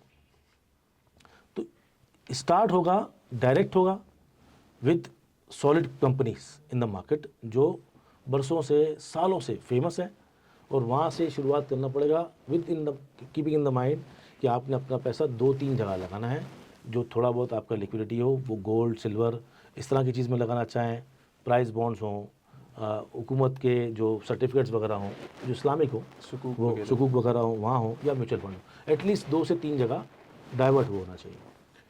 तो जब आपने कहा था कि जो 5 साल शेयर नहीं रखता उसको तो पहले मैं इन्वेस्टर ही नहीं मानता ना, इतने तो कम से कम वो रखे, वो कंपनी के सारे मौसम देख ले। 6 साल रखेगा तो वो मौसम। CGD भी नहीं लगेगा। Yes, capital gains tax. हाँ, अच्छा, जो आपके प्रॉफिट पे जब आप कमाते हैं तो गवर्नमेंट काटती है, तो 6 साल बाद वो खत्म वो हो नील हो जाता है, वो फिर आप जीरो, आपका जो भी है नेट आपका है। अच्छा, हमने मीज़ान बैंक की बात कर ली, डिस्कशन में हमने बहुत सुना मीज़ान बैंक आपने 2008 में लिया होता, 2000 में लिया होता, 2015 में लिया, आप अमीर होते, आप मारी ले लेते। तो मैंने तो मीज़ान भी नहीं लिया, मैंने तो मारी भी नहीं लिया। हाँ। लेकिन मुझे आज की डेट में ये अंडरस्टैंडिंग हो गई कि यार मैं पैसा तो बना सकता हूँ Yes, स्टॉक मार्केट हाँ। से, यहाँ तक मैं पहुँच गया। लेकिन अब जब मुझे अकल आई, जैसे आपने बोला सिटी फार्मा 800 का भी तो कोई लेगा जो पार्टिसिपेंट होगा। Yes, exactly. तो अब मैं अगर आया तो मुझे लग रहा है कि मीज़ान अब 500 का हो गया फॉर एग्जाम्पल, महंगा हो गया, तो मेरे हाथ से तो निकल गया, क्योंकि एक टाइम पे तो वो 50 रुपए का भी था। अब अगर मुझे 5 to 10 ईयर्स के लिए कोई सेक्टर और कंपनीज स्पॉट करनी हो कि मैं इन पे, ये पाकिस्तान को मूव करेंगी रिगार्डलेस ऑफ व्हाट हैपेंस, आपकी जंग हो जाए, आपके पेंडेमिक आ जाए, आपके IMF बेल आउट पैकेजेस आ जाए, आपकी गवर्नमेंट चेंज हो जाए, and we have seen that in Pakistan, macros micros over the years. कौन सा वो सेक्टर है जिस पे आप ब्लाइंडली यू वुड से कि जैसे आप फर्टिलाइजर की बात करें, हम कहते हैं ना एग्रीकल्चर बेस्ड इकोनॉमी है, फर्टिलाइजर तो आएगा, ऑयल तो ज़रूरी है हमारा, कौन सा वो सेक्टर होगा एंड कौन सी कुछ वो कंपनीज होगी? वैसे तो आपने हमें best of the best lucky cement, Mughal, आपने हमें एंग्रो होल्डिंग कंपनी बता दिया, बट क्या यही कंपनियां होंगी या इसके अलावा कोई कंपनीज हैं, और सेक्टर कौन सा है? मेरा नंबर 1 पिक तो फार्मा रहेगा, ठीक है। क्योंकि एक तो जो जितनी बड़ी इंडस्ट्री दुनिया में फार्मा है, हमारी इंडस्ट्री उसके मुकाबले में तो 10% भी नहीं है, 10% के 5% भी नहीं है। $1 ट्रिलियन की इंडस्ट्री है, और हमारी तो रिसर्च एंड डेवलपमेंट भी नहीं है, R&D भी कोई ख़ास नहीं है।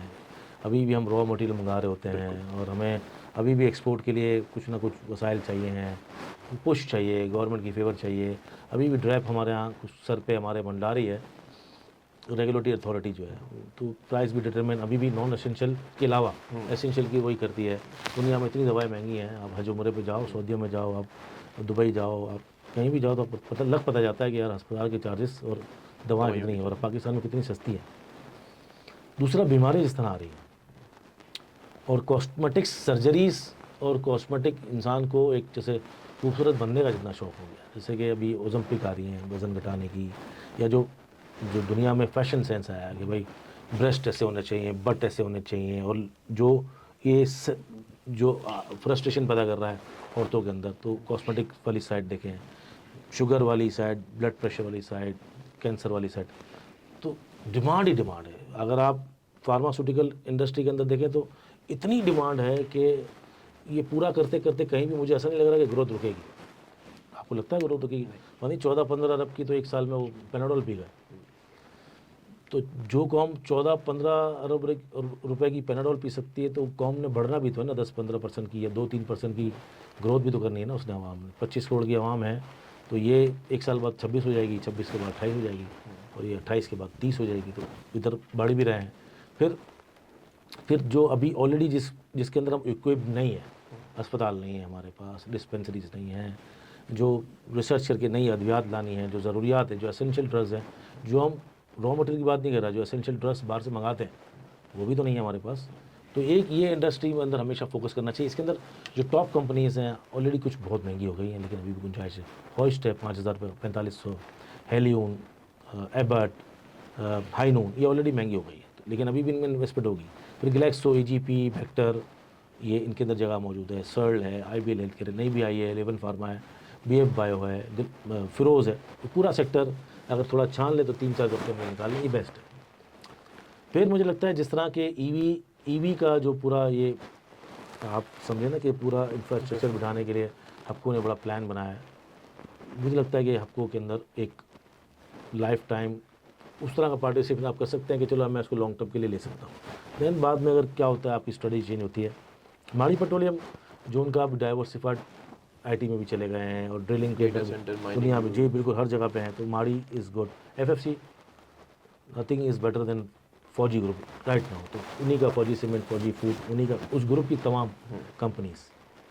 फिर आप इधर आते हैं तो अटक ग्रुप, अटक रिफाइनरी, अटक पेट्रोलियम, ये ग्रुप जो है अटक सीमेंट, नेशनल रिफाइनरी, इवन का इनका लॉन्च किया पाकिस्तान ऑयल फील्ड भी, तो ये ग्रुप बड़ा स्ट्रॉन्ग है। तो अटक ग्रुप, फौजी फाउंडेशन ग्रुप, आपकी फार्मास्यूटिकल कंपनियाँ, आपका माड़ी पेट्रोलियम, फिर आपका जो हमारे जो बेहतर सबसे ज़्यादा जो सालों से डिविडेंड देता हुआ है वो फर्टिलाइज़र सेक्टर, जिसके अंदर ईफर्ट है, एंग्रो होल्डिंग्स है। तो बस ये चीज़ा कंपनियाँ हैं, 12-15 ज़बान ज़्यादा आम है, 15-20 कंपनी लोग बताएंगे, हर कोई, मैं लकी बताऊंगा, शायद ये भी बताएंगे, शायद वो भी बताएंगे, शायद वो भी बताएंगे। एंग्रो होल्डिंग्स है, हब पावर है, वही माड़ी है, एफएफसी है, तो गिनी चुनी कंपनियाँ हैं, उसी पे सबको जाना चाहिए। आप लोग अगर अभी तक इस पॉडकास्ट के साथ कनेक्टेड हैं, I am pretty sure and I hope कि आप लोग कनेक्टेड होंगे, तो फ्री एडवाइस एंड एक बड़ा कंक्लूडेड डाइवर्सिफाइड पोर्टफोलियो तो आपको वैसे इस डिस्कशन से ही मिल वैसे ही गया। मिल गया। अब फैसला तो आपने करना है कि if you are really serious about stock market और आप बाकी पैसा कमाना चाहते हैं इस मार्केट से, तो आपने अकाउंट खुलवाना है, स्टार्ट करनी है जर्नी। वो जो मेजर ग्रुप्स की हमने बात की, उन्हीं में आपने इन्वेस्टमेंट स्टार्ट करनी है। जब आप इन्वेस्टमेंट से स्टार्ट करेंगे, if you are a new entrant, तो आपको फिर ट्रेडिंग भी समझ आएगी, इन्वेस्टमेंट भी समझ आएगी। जैसे मतलब एक सवाल बड़ी ऑडियंस ना मैंने ऑब्जर्व किया पूछती है, दे डोंट कैलकुलेट परसेंटेज की कैलकुलेशन, रिस्क रिवॉर्ड तो उन्हें समझ नहीं आता। वो अक्सर सवाल पूछते हैं, अगर मुझे महीने का 50,000 रुपये कमाना हो स्टॉक मार्केट से तो मैं कैसे कमाऊंगा? They don't know they're investor, they don't know they're trader. इसका कोई एक जवाब है क्या कि कैसे कमाना है 50,000? अभी तो मैं इत्तेफाक की बात है, आपकी पॉडकास्ट से पहले एक मैसेज ग्रुप में डाल रहा था, मैंने कहा यार आपको मैंने परसों कहा था 7 रुपये 10 पैसे में कि यहाँ पर चांस लेना चाहिए। Karachi electric looking good, technically fundamentally बुरा नहीं है, उसके फंडामेंटल देखा तो कराची को इलेक्ट्रिक सप्लाई करने वाली कंपनी है। Karachi is a big city, big city, चार तो बहुत सारे प्रॉब्लम्स उसके साथ चलते रहेंगे, ज़ाहिर बात है। वी नो कि इंफ्रास्ट्रक्चर कराची में नहीं है, लेकिन फिर भी एक अगर फंडामेंटली हम ये तो नहीं सकते कि थकी हुई कंपनी बंद हो जाएगी। तो फंडामेंटल इतने फंडामेंटल तो हैं उसके कि वो बेचेगी। फेस वैल्यू 3.25-3.5 रुपये है, और उसके अब हम कह सकते हैं कि इतना एसेट है उसका, हर सूरत में लाइनें बिछी हुई हैं, ग्रिड स्टेशन हैं, एसेट है ना उसके। और जो प्रॉब्लम चल रहा है उसके साथ साथ वो नेपरा के साथ वो सब क्लियर भी हो रहे हैं, चाहे वो बाहर के चीज़ों। तो अब मैं बता रहा था कि यार देखें आप, अब हमारा जो टारगेट था और टेक्निकल्स पे लोगों को ये बताना भी पड़ता है ग्रुप पे कि यार आप, एक तो शरिया भी बताता हूँ मैं कि भाई शरिया कंपनी है, फिर एक स्विंग करनी है हमें, कोई जल्दी वाली काम नहीं है कि मार्केट ऊपर नीचे तक घबराएं। फिर भी मैं एक स्टॉप लॉस लिख के दे देता हूँ कि जिन्होंने लगाना हो, जो जल्दी वाले निकल जाएँ, एग्जिट स्ट्रेटजी वाले। फिर उनको बताता हूँ कि देखिए फंडामेंटल स्ट्रॉन्ग है, फिर टेक्निकल बताता हूँ, उस पर बताता हूँ कि देखो अब 8.50 बहुत जल्दी आ गया अगर, तो भाई निकलो उससे, क्योंकि इन टर्म्स ऑफ परसेंटेज, एक तो जब भी हम कोई चीज़ दिलाते हैं उसकी परसेंटेज ज़रूर बताते हैं। एक दिन के अंदर 4-5% हो जाता है तो मैं बताता हूँ लोगों को कि इस साल का 1000% से ऊपर होता है, भाई इसको संभलो, निकलो। तो अगर आपको 20% एक हफ्ते में मिल गया, 3 दिन में मिल गया, तो आप कैलकुलेट करोगे एक हफ्ते में अगर आपको 20% मिल गया तो ये तो 1000% हो गया साल के। हम रिटर्न साल अकाउंट करते हैं, 20% तो पूरे साल में नहीं मिलता बैंकों में भी। और पूरे बिज़नेस के जो हमारे दुनिया भर के जो बिज़नेस है ना, जो मिल्स लगती हैं, जो रेवेन्यू 10% ग्रोथ, 15% ग्रोथ, 20% ग्रोथ, ये ग्रोथ मानी जाती है CAGR में। 20% तो बहुत अच्छी मानी जाती है, तो 20-25% रिटर्न तो पूरी दुनिया में अच्छा माना जाता है। लेकिन वो एक हफ्ते में मिलना तो कैलकुलेट नहीं करता, नहीं और बढ़ेगा और बढ़ेगा। तो कैलकुलेशन करना, रिस्क रिवॉर्ड की कैलकुलेशन करना, उल्टा बेचना, रिस्क मैनेजमेंट, स्टॉप लॉस, कितनी क्वांटिटी आपने लेनी है, क्या आपकी रिस्क एपिटाइट है, ये सब चीज़ें तो लोगों को करनी पड़ेगी, इवेंचुअली वो लॉस कर देंगे। तो sir thank you so much, क्योंकि सवाल तो बहुत सारे हैं और मज़ा भी बहुत आ रहा है लेकिन हम इस एपिसोड को फिर कंटिन्यू करेंगे इंशाल्लाह, और कोशिश होगी कि और वो सवाल जो आप लोगों को मैं रिप्रेजेंट कर सकूं, सोहेल भाई बैठे हुए तो कोशिश करेंगे वो सारे सवाल जो आप लोगों के जहन में होंगे, कन्फ्यूजन होंगे, उनको एड्रेस करें। बेसिक से शुरू करने का मकसद ये था कि जो नए लोग भी ज्वाइन कर रहे हैं वो कुछ हासिल कर सकें, एंड तक यहाँ तक तो पहुँच गए कि कौन कौन सी कंपनीज में आपने इन्वेस्टमेंट स्टार्ट करनी है, एंड इससे आगे फिर हम और चीज़ें समझेंगे। तो thank you so much for joining, आपके टाइम का बहुत शुक्रिया, बहुत बहुत ज़्यादा खुशी हुई। बहुत शुक्रिया।